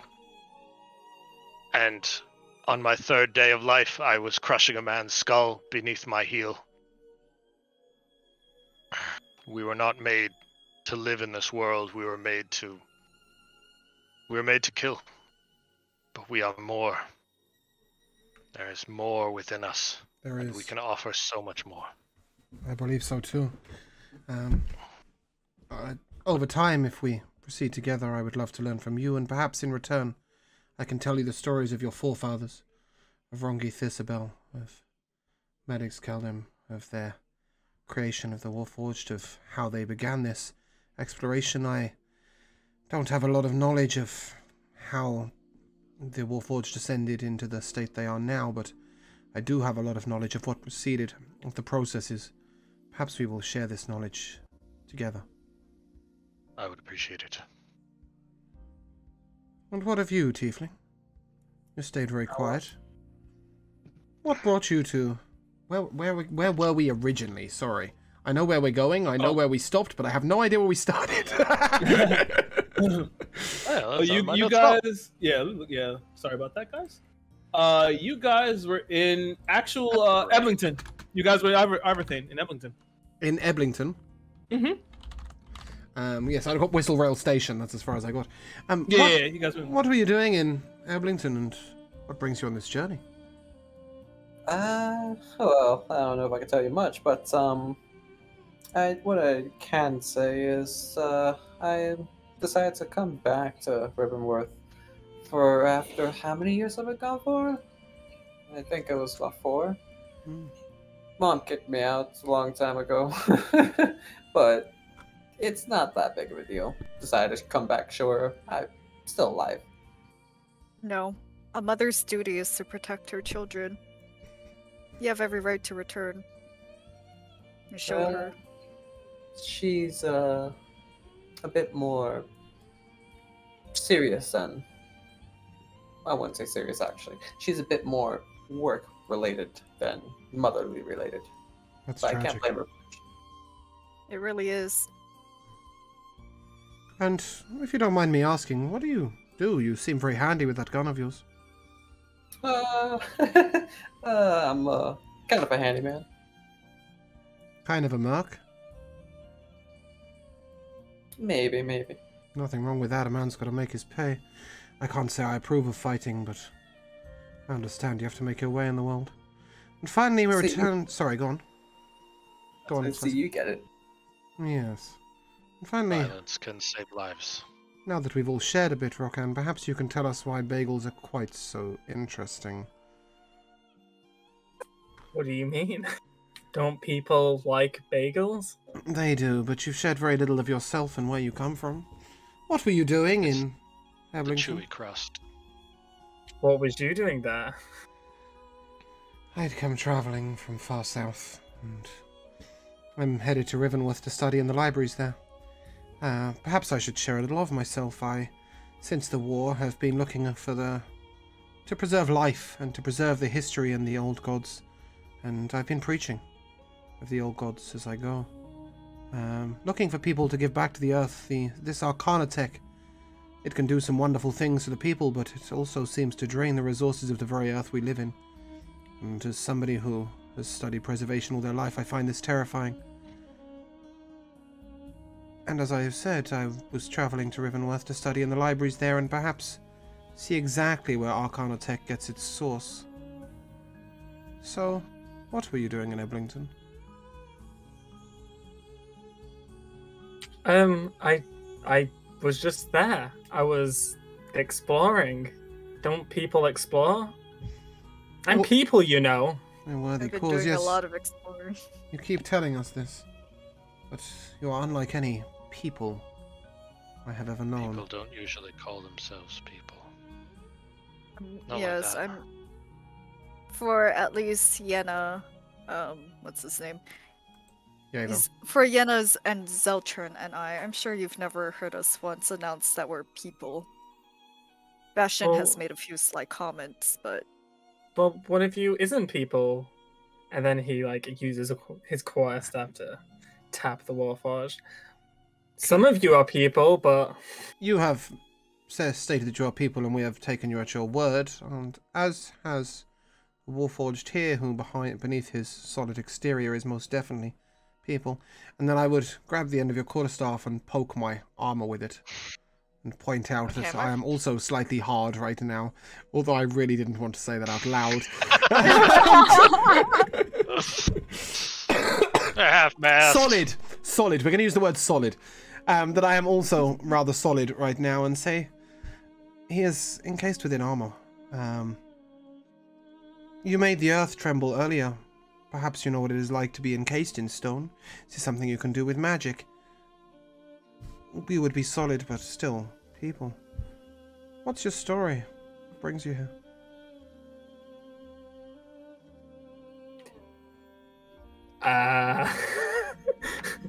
he's gonna look around and kind of think to himself, I'm here to explore. I told you that. Make a deception check. So real quick, this conversation has got to me to Google what a people is or what a person is, and it's just somebody who identifies as like an individual or regarded as an individual, basically. So he is a person If he believes he is, and Hysteria is person. sentient. Yeah, but Alexa. with that with that deception check. Yes, that's against a 20 insight, by the way. Yes, go on, Zeltron. I would like to just try and as subtly as I can cast minor illusion of a wolf growling right behind him. Okay. Give me a sleight of hand check.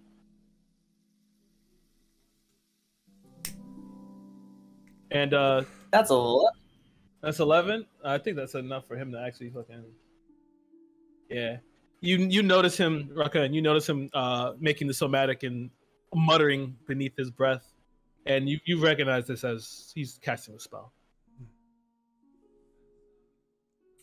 I'm gonna like look towards him and tap my quarterstaff on the floor, causing some tremors underneath him. That's kind of like, and give him like a stern look, like a warning. Hey, So you immediately feel that.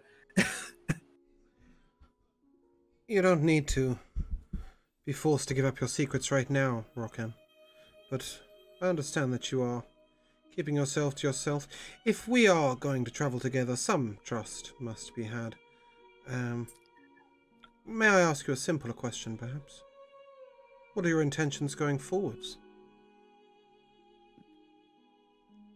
Well, my father sent me here to see what's up. That's what people say, right? What's up? Yes, I have heard some people say it, though I quite do not understand why. It is quite a Lot useless people don't sentence say when that. you truly consider it. What is up is exactly what you see when you look up, and at this point Yevu would sort of... But regardless, your father sent you. That's a good cause. Are you loyal to your father? Yeah, very loyal. That's good. I hope to what's the word? Overthrow is a bit mean of a word. You sure? That's the word, surpass. I aim to surpass him one day. Surpass him, he holds the title of power. You could say that. You could just say you want to inherit his power or his position. Yeah, that's... Yeah, but that sounds like I'm Well, taking he it from definitely him. wants to... Yeah, I think it makes sense, what you said. Certainly Ava didn't take it as a bad thing. Well, interesting. And just in case we find ourselves in a tight spot, I should probably warn you right now, I have sworn an oath to do no harm, though I will protect those around me as best as I can. What do you bring to a more tense situation, Rokan? Are we out on a balcony, did you say? We are. No, We're on a decking, you're on I the think ground you said, floor. right? Yeah, Yeah, ground it's an floor. outside decking area. Okay, what's around outside? Is there... It's mostly like you see like little carts and things like that. Like some people have their produce they were selling, and and then you see like some storefronts and some houses. I think he's more What's getting at the the earth. ground like? Yeah, yeah. Oh, it's like cobbled floor. Well, so, yeah. Okay, fuck. Okay. You fuck. That's an unusual decision in this situation. That's fine. Yeah, that's fine. That's fine. So I'm gonna walk onto the street, and then with one hand just slightly raise it, and then a piece of cobble from the ground rises. That is old magic. Nothing. That is incredibly unusual. You got a permit, son? What's a permit? I don't know either. I don't have one. Can you do more than raise it up? Could it be used in combat?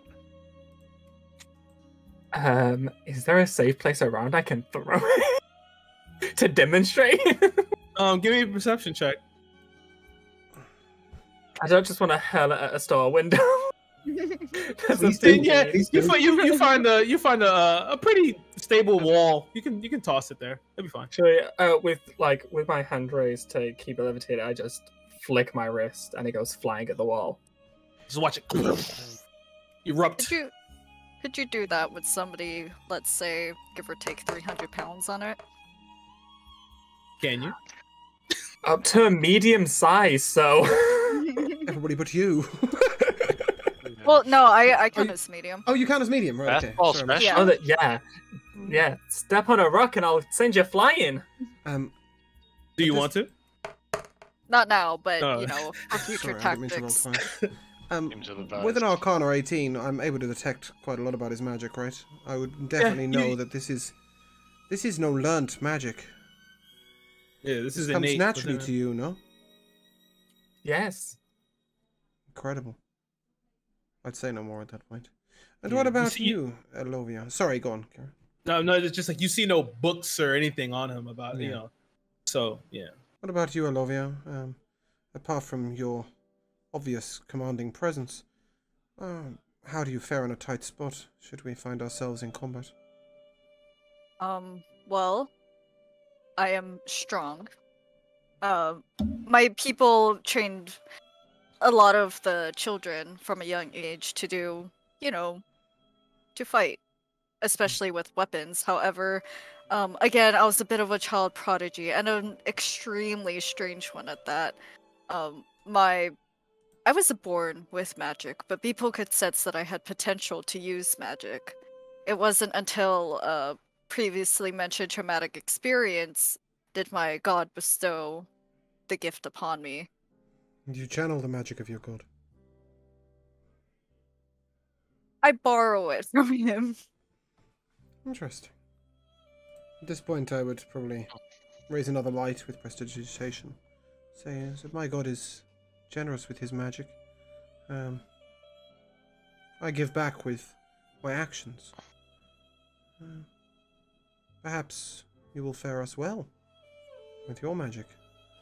Yes, I can do both magic and I fare well in a physical fight. I can do Excellent. both.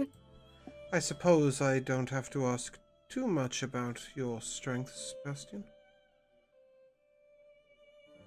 You were I was a built for commander? war. I led a team of medics, mostly, but we were there to repair our own. And to do so, a clear theater of battle is important. So I can both very aptly create a safe zone in a battlefield by eliminating hostiles, as well as repairing other warforged. I have some talent in repairing biologicals, You are skilled in Arcana tech. very much so. I am a product of it, and I have studied it extensively since the end of the war. Remarkable. And what about you, Ziltron? You nifty with that gun of yours? Yeah. Tell me where to shoot.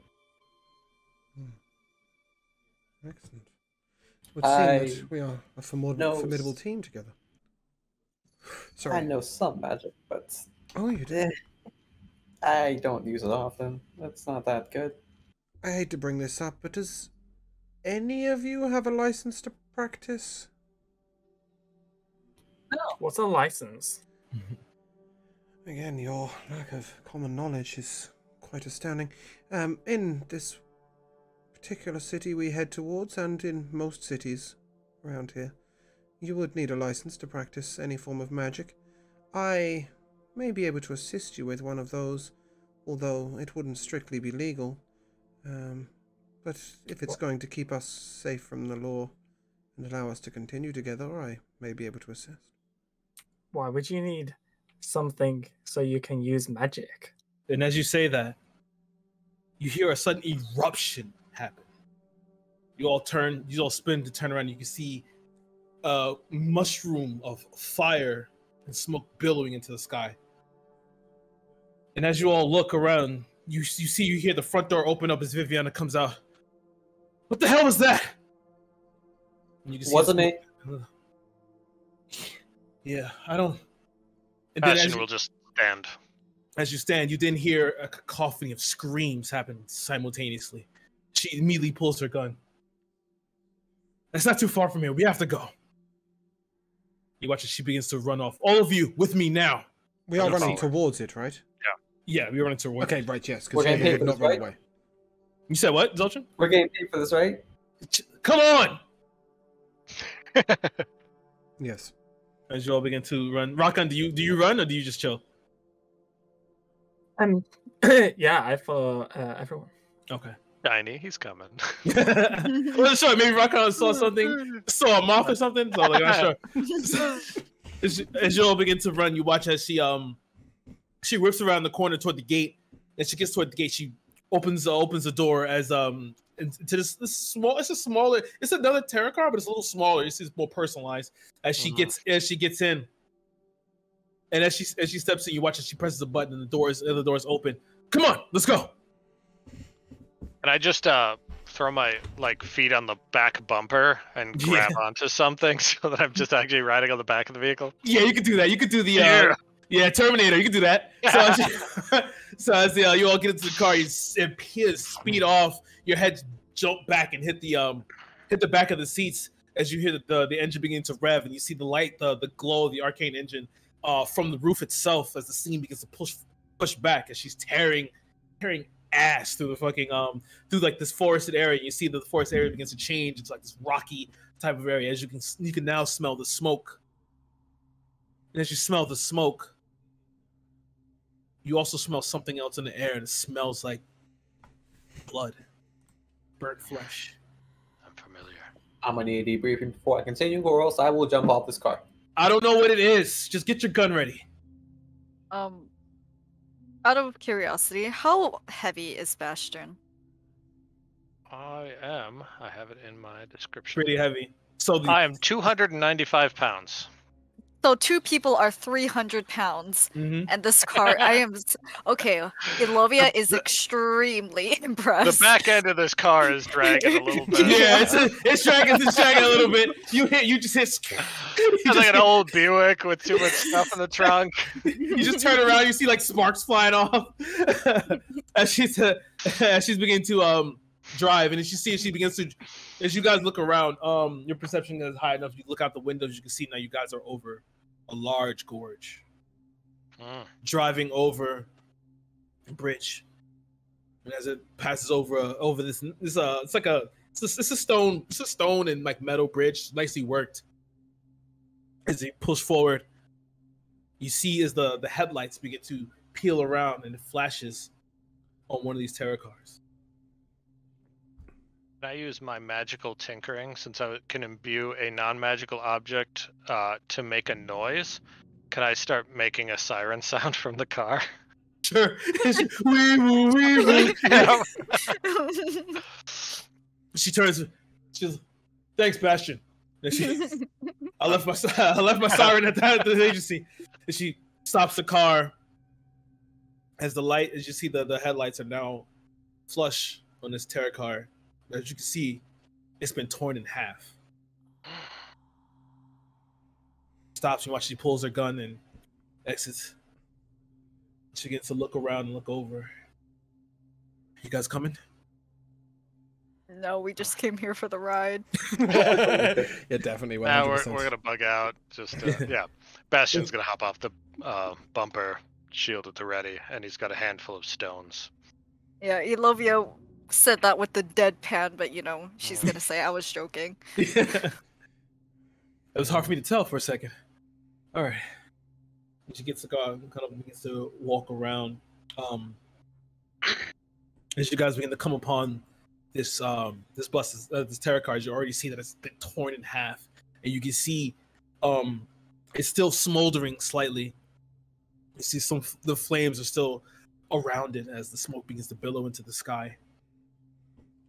And she begins to bring herself around, and she's going to look through everything. At this point in time, you guys can assess the scene or do whatever you want to do while she's also looking around. We were about to get on one of these. We were. A lucky escape. Yeah, Bastion's gonna try to go a little past the car and kind of try to assess if there's any immediate danger. Okay. Oh. Give me a perception check, Bastion. As we're hopping off the car and looking around, garbage. some not really a sandstorm, but like a gush of sand is going to start like working its way around Rockan's body. All right. Are you feeling some type of way, or are you just preparing It's yourself? it's basically mage armor. I just want to get it out Okay, now. okay. Got it. Okay, that's fine. I would Can I not have start to burn a looking, turn in combat casting mage armor. I'm getting ready just in case. Yeah, at this point, Okay. Diego is standing, shield sort of above his head, blowing a small gust of wind in front of him as he steps into the cart and begins to look around. Okay. With your 10, you're not seeing anything immediate currently. Sorry, with 10 what? No, for Bastion. Bastion Oh, rolled a right, perception sorry, check yeah. earlier. Okay. My 10. My passive's 11, if that helps. Passive 11, still not too much better. Oh, passive 13, I'm sorry, passive 13. Oh, Anyway. 13? Yeah. You feel like maybe the danger has maybe a little further away right now? Yeah, we're fine. Yeah. Can I see if there's like anybody alive or Yeah, give me an investigation check. You said you're stepping into the tarot card? Yeah, and looking around for anybody. Okay. So you're both kind of doing the same thing. I'll take your passive investigation is more than high enough. What is Roll yours? a 16 as well. 16. Okay. So Sylvia's 13. 13. There's no one left alive. As you can look in here, you see that their bodies have been torn open. You see the conductor with his brains are like splattered on the front windshield, and he's like bent over. You see children and women and men here. They're all like their chests have been torn over. And can we tell if it's crashed or if it's had something done to it? That's the weirdest of things. As you can see that you look at the tarot card itself, you see that it looks like it has been cut in half. But it hasn't run into anything. There's no sign of it hitting anything. There's no sign of it hitting anything.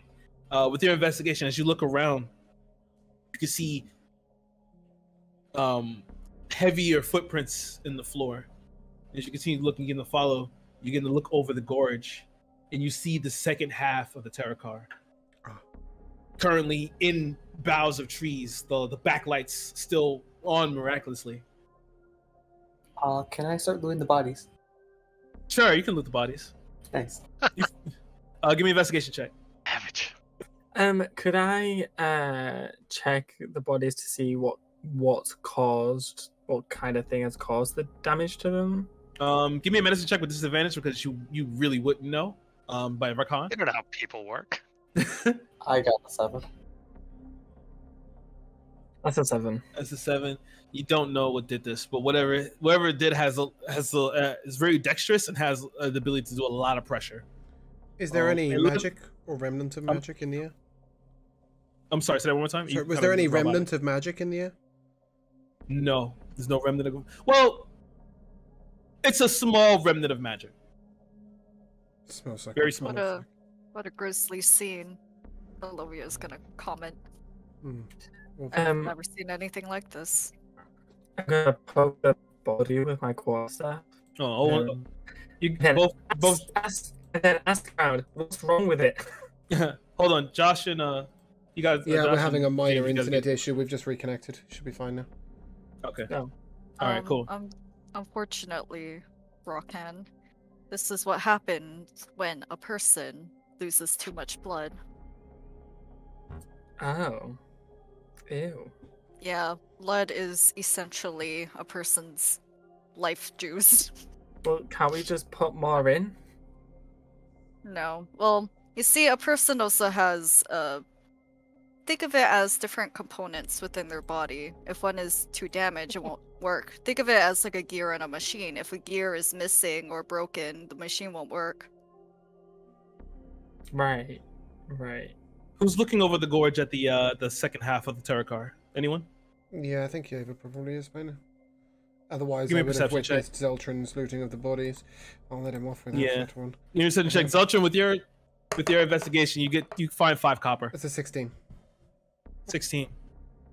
That's As you fucking look over, your eyes kind of narrowing, focusing.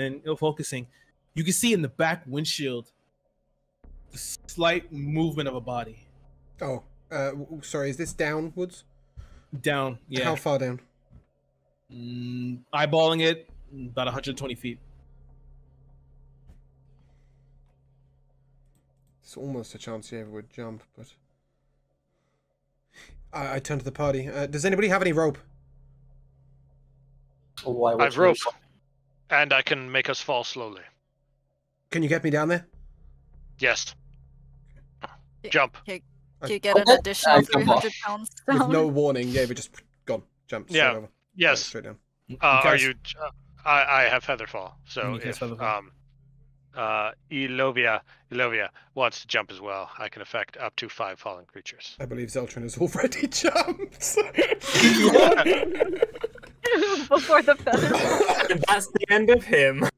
I told him to jump. I was Yeah. ready to go with the featherfall. So Okay, so you all feather fall down. I will featherfall. Yeah. All right. As you all feather fall down, you have Vivian a second. I'm gonna go with him. Yeah. Yeah. Just for fun. Vivian looks over. Okay, well, you guys are people of action. I'll make my way. Actually, what am I talking about? She jumps as well. Now she jumps. She throws the feather in the air because the feather fall herself. I mean, Oh, and she fancy. As we go down, Rokan just go woo. Yeah, I deploy like a little storm of mechanical beetles that grab Nice. both myself and the elf whose name is on my Yeva. sheet of Yeva. notes, which is absolutely Yeva. Thank you, absolute nonsense. nice. And just buzz their little big beetle wings to make us fall slower. As you, go ahead, Yeva. No, I think you're about to answer my question, so carry on. All right, as you guys are all making your way down, Yeva, you're trying to grab the trees, or you're trying to hit the floor first? I'm trying to hit the cart. Oh, you want to hit the cart? Okay, give me a dexterity check. 17. Nice. Is anyone trying to hit the car or no?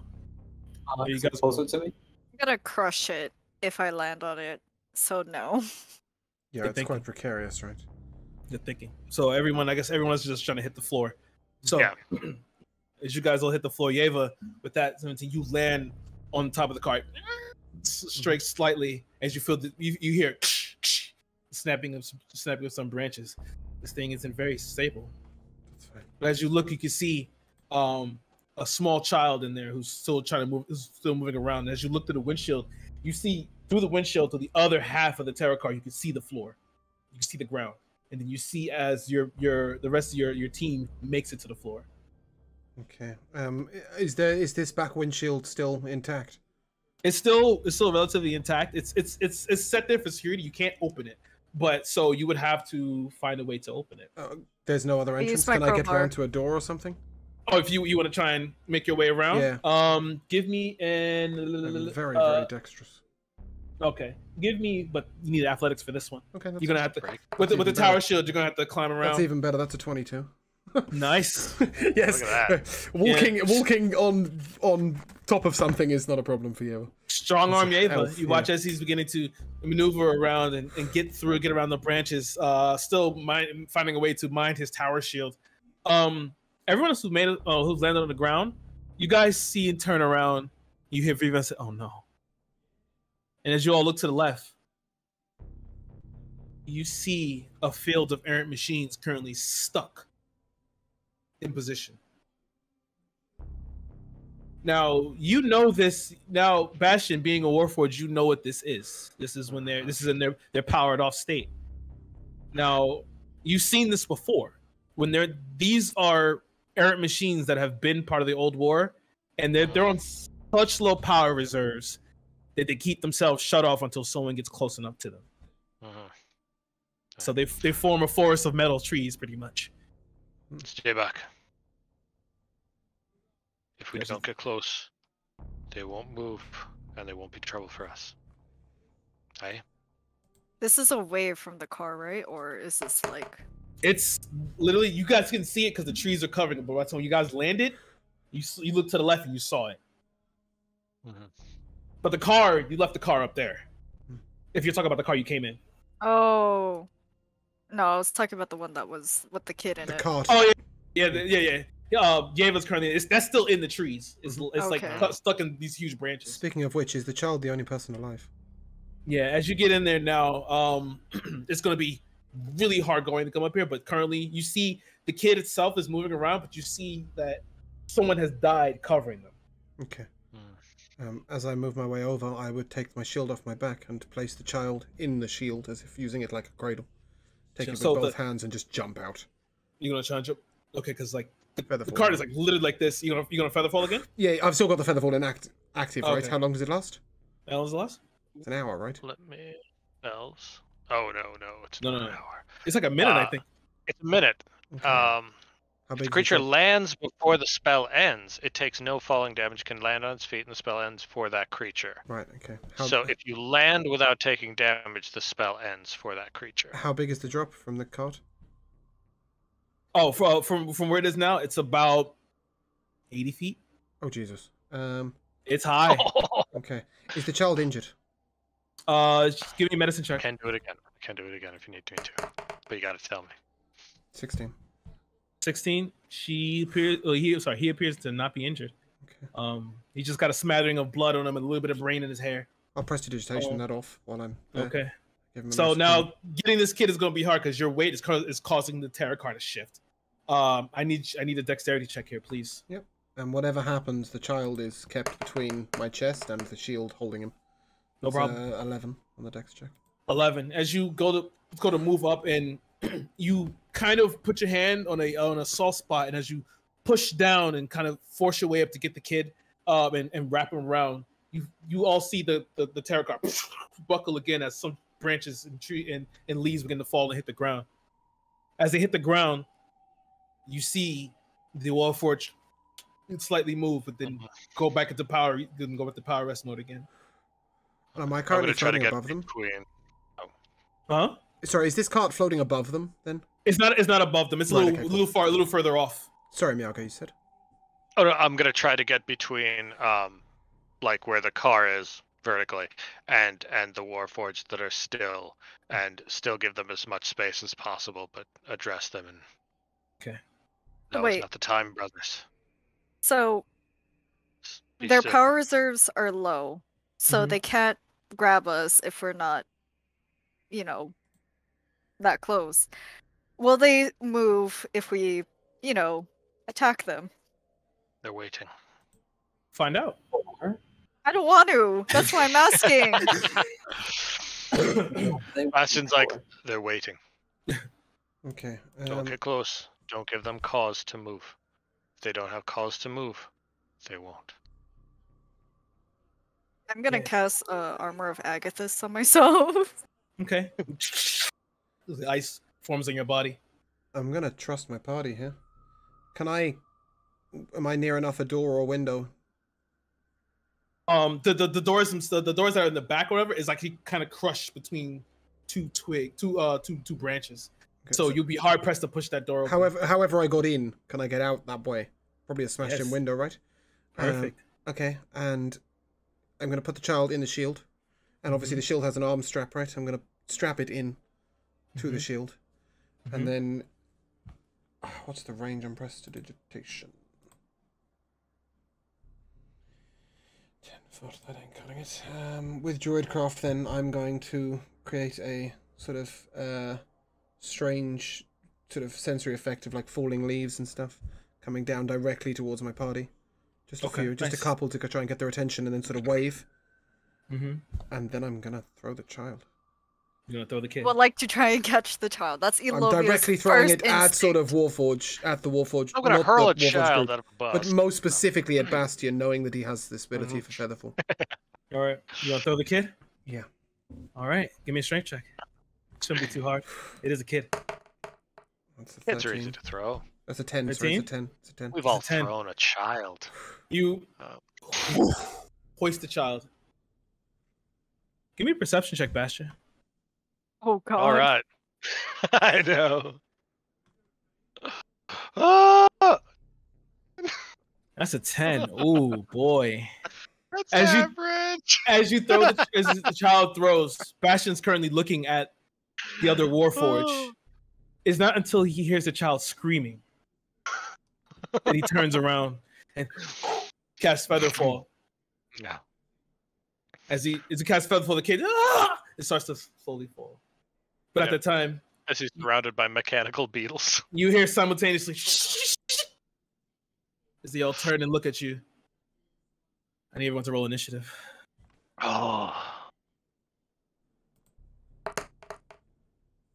Oh, there's my good roll. Same. So anything, yeah. That's a 15. And I'm 80 foot in the air. You are. I think it's fair to say as soon as he caught the child, Yeva would probably jump afterwards and just hope. You gonna jump? I think he can only cast it 5 times. And 1, 2, 3, 4. He's cast it 5 times. Or is it? Can you cast it at will? You just happen to have casted it that particular time. Like, what's the deal here? Just out of curiosity, Yeva's going to jump either way. I'm just trying to find out if I'm about to die. I have used my 2 spell slots for the day to Featherfall us initially and to Featherfall the child the second time. Yeah, I thought you might have done. I have no no spell slots left for you. I think I have a way to get you. You should down. have jumped with the child. No. Okay. I have rope. Same. You No, said I think I can get you down. okay. You said you jumped, right, Yeva? Yeah. Jumped towards his I need party and hoped. I need 2 checks from you. I mean, if give you me- jumped at roughly the same time as the child, I might be able to catch them both. But No, I if he didn't. I waited a didn't. while, then he screwed you. I Okay. waited till you set the child down. Okay, me- you're doomed. give me a strength check real quick. That's a 17. And this is how he dies. I could get him. And give me what are you gonna do, Raka, to save him? I could use Because he my- dies. He dies here. I can use my cantrip of basic rending to take out a big, medium-sized rock from the earth and raise it so he can land on it. Okay. Give me a dexterity check. Is that me or him? Him. I'm to fall 20 feet, That's hit a a rock, fall 9. another 20 feet, hit a rock, fall Give me another dexterity. Give me a dexterity saving throw, Yeva. It's an 18. Well, technically Nice. it's a 20, actually, I believe. Okay. So, like, he would- actually. No, just an 18. He would. So he would like take a few steps forward and get like really down close to the earth, and then as he moves his hands upwards, that's when the boulder would come up and rise. Okay. So I would definitely But- try and grab onto it. yeah, So it's that's what the right. dexterity saving throw was. So as you fall, you see the rock come up. You just grab onto it and hold as it begins to lower back down. As you see now, as these as you now see these errant machines begin to run toward all of you. Zeltrin, you're up first. As one is currently running towards you with his hands like scraping the ground. How close is that one getting to me? He's gonna run his full movement. He's like about 10, 15 feet from you. Just, sorry, before we go into people's turns, can you just paint an image of the field for us? Okay, sure. In terms of where we are to each other more than anything else. So there's a few things that happened here.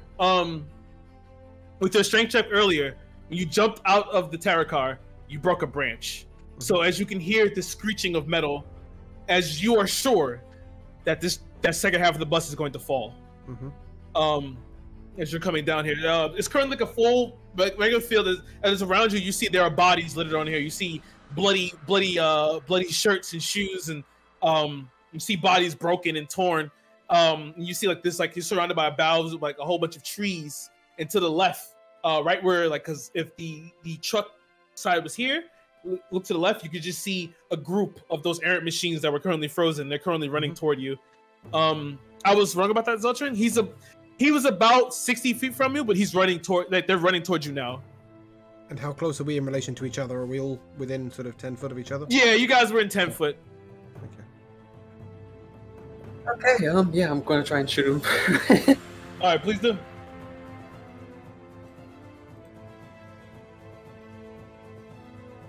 That's a 14. That hits. Roll damage.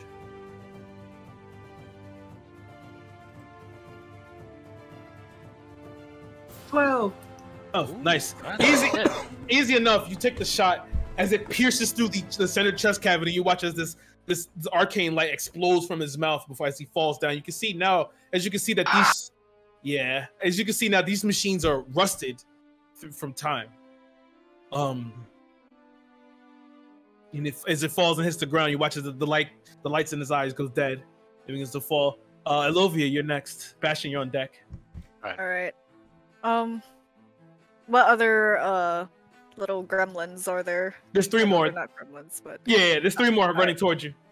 all right. I would like to use Eldritch Blast. Eldritch Blast, please do. Yeah. All right. Oh, That's a 24 to hit. Oh, that hits. Imagine if it didn't. I'd be terrified. Oh yeah, then we're running. We're leaving running behind. hard. With Nice. 10 damage. You shoot one as the arm pops back. You watch as it spins over. You just hear the sickening metal, but you hear the scream. It's like robotic as it begins to run forward toward you all. Bastion, you're up. Yav, you're on deck. All right. So I'm gonna use my bonus action to cast Magic Stone Okay. for a couple of the stones that are in my pocket, and I will hurl at least one of them at the oncoming guys there. Okay, so it's a 24 to hit. That hits. 6 damage, bludgeoning magic damage, and all the while I am calling out commands. I'm saying, hold your fire, parade rest, halt, stop, stand down, and just anything that I can yell that might trigger something in them to make them want to stop or to hesitate, because Give I'd me a rather persuasion not check. do this. Give me a persuasion check. Okay, persuasion, excellent. Holy fuck, I rolled. Nice. The one. Ah! Which one did you hit? The one that Elovia hit, or you hit another one? Same one. Same one. Okay, so that one that you hit, you watch as that magic stone tears its head off as it hits the floor, and you watch as the light begins to go dead as the head rolls towards you and sits at your feet. Sorry, You watch the light glow, the light dims. Yeva, you're up. Rakan, you're on deck. Who's furthest forward in my party? Currently, I would think Bastion's the furthest forward. Okay, I would step to Probably. I'm Bastion's probably side. the most between you and the creatures. I would and step machines. slightly in front of Bastion, and I would cast Blade Ward upon myself. Okay. Madman. So you're currently protecting Bastion, yeah? Right? No, I'm not using my protect action. I'm merely saying, I'm standing near him, shield out in stand hand, up. and Okay, then cool. casting Blade Ward and saying to people behind me, brothers, Mm. I've got you. But the little elf is going to stand before the 6'5", I'm not 300-pound little. warforged. I'm not little. I'm 6 foot holding a 6 foot shield. Oh, okay. Okay. Yeah, You're very big elf. Not little Very in the big elf. slightest. Yeah, he's a tall elf. We're all big. Then your turn, Oh, Yeva? elf. That does end my We turn. we are abnormally large, aren't we? Yeah. Yeah, we are. Apart from Rakan, you're Zeltron, up. who's about half a foot tall. Okay, is the ground like still cobblestone? No, this is actually just regular ground now. This is Regular regular, ground. regular like rock and dirt. Perfect Okay. for you. Yeah, thank you. So he's gonna Up, Earthbender. with his right foot, he's gonna stomp on the ground, and as he does, a piece of earth Heavy horse rises, and with his one hand circling it turns into a spike. And Mhm. he's gonna throw it at one of the machines. Okay, please. Is it a saving throw or is it rolling? Yeah, it's a roll. Okay, please do. That does With a not nat hit. 1, that's a 7. That does not hit. As it flies through, you watch as it flies over, and then as they begin to go towards you, they stop and stand in front of Yeva. We heard the order. You asked us to halt. Aye, brother. Stop. We're not here for you. We're here for the child. The war is over. You watch Go as back it to sleep. looks toward you, and it kind of turns its head slightly. Yeah, Bastion's shaking just a little bit. Yeah, he looks. What sort of brother are you? Brother. And then this is. You thought they were just errant machines. You watch as they glow, kind of shifts in their mouth and in their body. Oh, no. We haven't worked for the humans in quite a while. Neither have I. I'm here for you. Here for me. We are errant machines. There's no one here for us. Only the Machine King is here for us. And as he says that, give me an insight check real quick. Perfect. Bastion? Yep. Inside. 15? You've seen errant machines before. They're usually primal and savage, but these seem organized in some way. Oh no! And then as you sit there, you hear the tarot card begin to fall down as it falls from the branches. I need everyone dexterity saving throws, please, as the tarot card is coming down. Despite way making to my not dexterity suck. saving throw, I am definitely trying to raise my shield above the nearest person. Please let it be me. I rolled a 5. We all failed. If Rokan is in range, then I got me a 20. I didn't fail. I probably Or if I did, we're all doomed. Rokan, Zeltrin, and Elovia all failed. So if you're going to protect them, Yeva, I need a strength check. Do it. I hope it's good. it's not. Do it. But regardless, comes- I would still be the one who would step forward and take it. As you step forward and you lower down your hunches, you take that full bus head on. Boom! As it lands on you, Don't worry, everyone guys, I've else- got resistance. everyone else seems to starts to move out of the. Blade Ward counts against bosses. As it begins to push down on Yeva, you're surprised about how much strength it is, but it's starting to fall directly on him as it's beginning to crush him. What are you guys doing? Well, first of all, I'm gonna try and lift this thing. Oh wait, I don't think it counts actually. But one of my features as a Goliath is that I count as one size bigger when it comes to Carrying capacity. Yeah, but that I don't think that matters. That's a thing. Give me a strength. Give me a strength check with advantage, because if this crushes Yeva, it will kill him. Check. You're gonna see a lot of this with Yeva, by the way. Don't worry, let that hit. That's a 20. That's a natural 20. Nice. Yeah. Yeva, you begin to feel the burden be lifted from you as now it's beginning to push up. Is anyone else helping or no? I don't need help. I got a natural 20. You did. I want to stay between the machines and Alright. Ilovia, who is saving all of our lives. Alright. I'm just curious because I just wanted to know, because currently the child, as you see, the child is still there beneath all of you. It's a kid.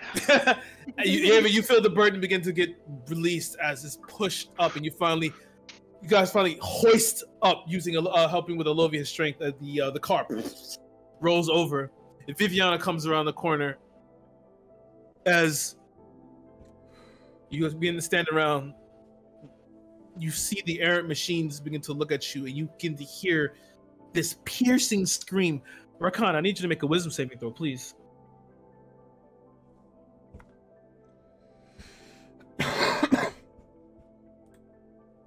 6. It's 11. While that piercing scream happens, the eyes roll in the back of your head, and you begin to see interesting things. You begin to see the stars. You begin to see space. It looks as if you're currently being hurled through it. As you see different star constellations, and as you continue to move through, you see a large black mass that begins to eat stars before you're pulled back. Do I see the constellation of Cassiopeia? You did see it, The Belt of Orion. and then you see it It's a Big Dipper. disappear. And as you're What do British people call the Big Dipper? and as you're No, I'm standing sorry. there, The same. it's Don't okay. be interrupted. And as you're standing there, you guys all begin to hear the ground beneath you cave in. As it caves in, you see these large claws reach out from the ground and begin to pull downwards as you all begin to fall. Is the kid coming down with us? Yes, This he would be a is. really traumatic day for him. Yeah, we'll try to protect Yeva will him. grab him. And as, Actually, his birthday as well. and as you all fall He's not useful. Let him die. Sorry. into the darkness, give me one more dexterity saving throw. Come on, don't suck. Suck. Don't say. Oh. Ooh. Well, today I sucked. Good dice couldn't last very long with me. I got a couple of good rolls. I got a couple of shit rolls. Everyone below 12 takes 6 points of bludgeoning damage. Okay. I met it. Am I okay? I can take 6. I can take 6. Oh yeah, you're fine. You're fine. As you all hit the floor, the rocks falling, caving in around you. You guys look up as you see yourself in this dark, vacuous, cavernous space. And you look up, you see that large monstrosity with these large claws and these beaming red eyes. You get to look closely at it, and you can see it's like an amalgamation of Warforged. As it begins to crawl around, spindly, begins to maneuver around, you hear that piercing metal scream. As you guys focus back down to this cavernous area, the kid curling up against Yeva as he's held his shield, and the rocks are beginning to spill over. You look into the darkness, and you see these red eyes begin to maneuver around. You're not alone down here. Can I shoot at one of them? Next time you will, because we will end there. Get close, get close, get close. No! Beautiful, Garrett, beautiful. That was on the 2nd of 10 hours. Fantastic. What a place to end. Weevil. Well, what an episode. What an episode. So, actually, I'll leave you in charge. Yeah, well, hey, you're driving.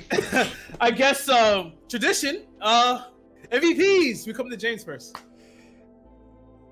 I would like to make a couple of honourable mentions because there were lovely moments. Rock and Debris bagels, unbelievable, unbelievable. And Zeltrin's trying to steal while currently working for a detective.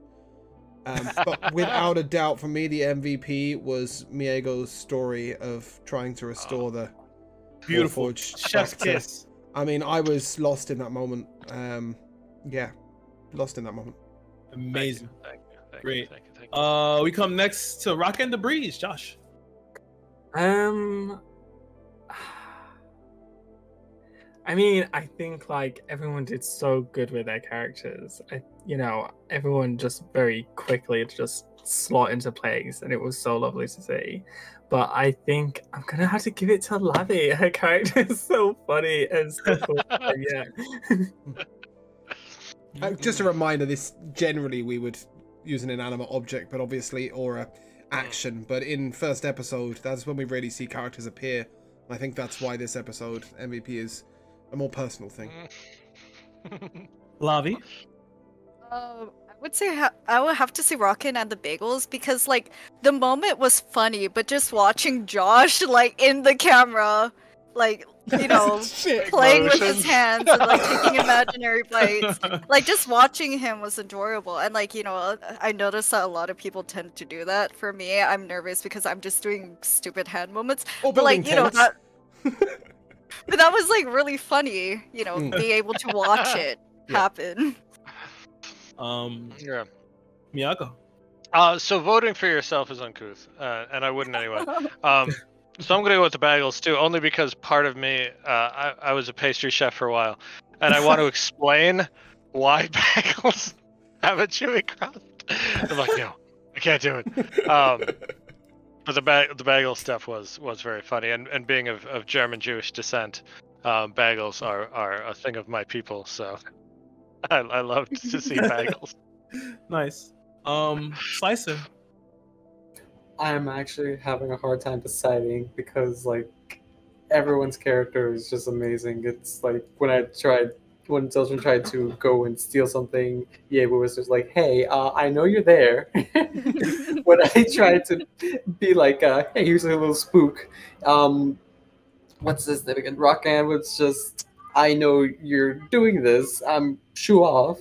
And then Lavi, she was just with her character, how it was just so motherly love, and then finally Bastion, right? Yeah.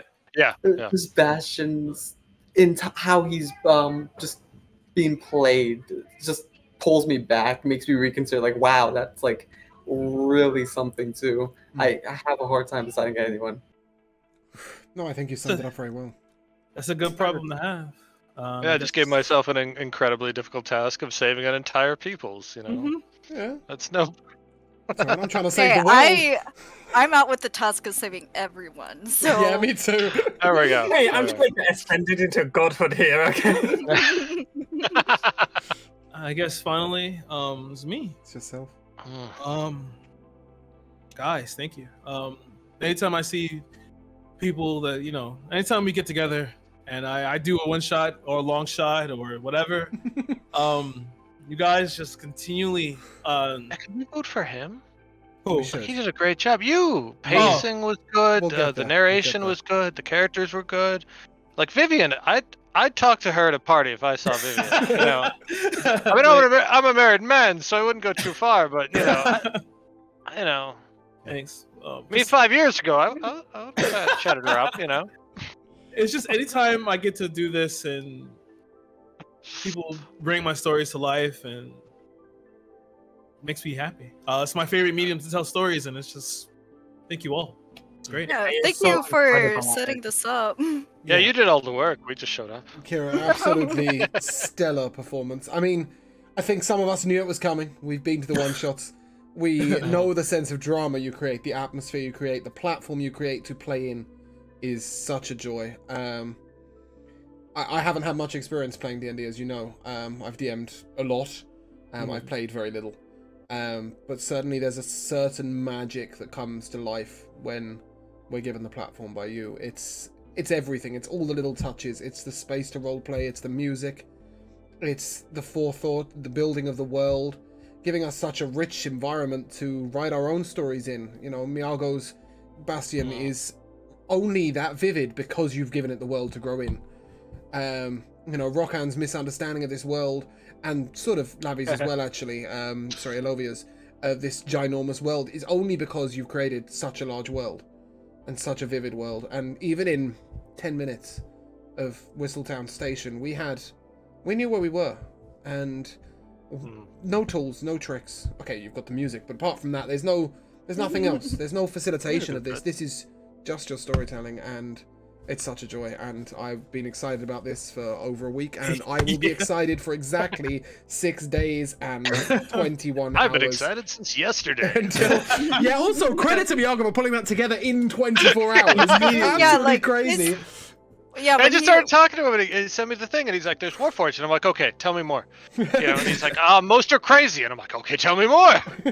Yeah, like when Bastion came in, I was surprised because when somebody is told to put a character together in a day for a very serious long-term campaign, you kind of expect something that's a little half-baked, which isn't their fault because again they have such a short amount of time.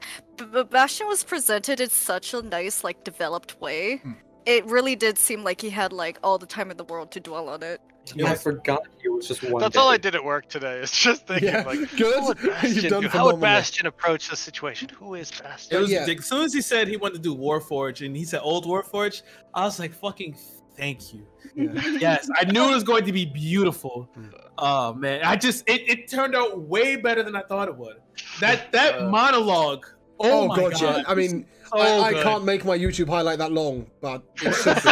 It should be, and I'll have words with Wilson's because that moment needs to live on. And yeah, I mean, just such a pleasure, such a joy to play. I must attend to a couple of normal things. So first of all, to the viewers, thank you very much for watching. To Kira, thank you very much for DMing and DMing so well. And to the players, thank you so much for being here. Thank you so much for bringing such wonderful RP to life. We are going to do the rating thing, so let me find the right tab and I'll bring that up. No, it's not. It's one of these. It's over here somewhere. There we go.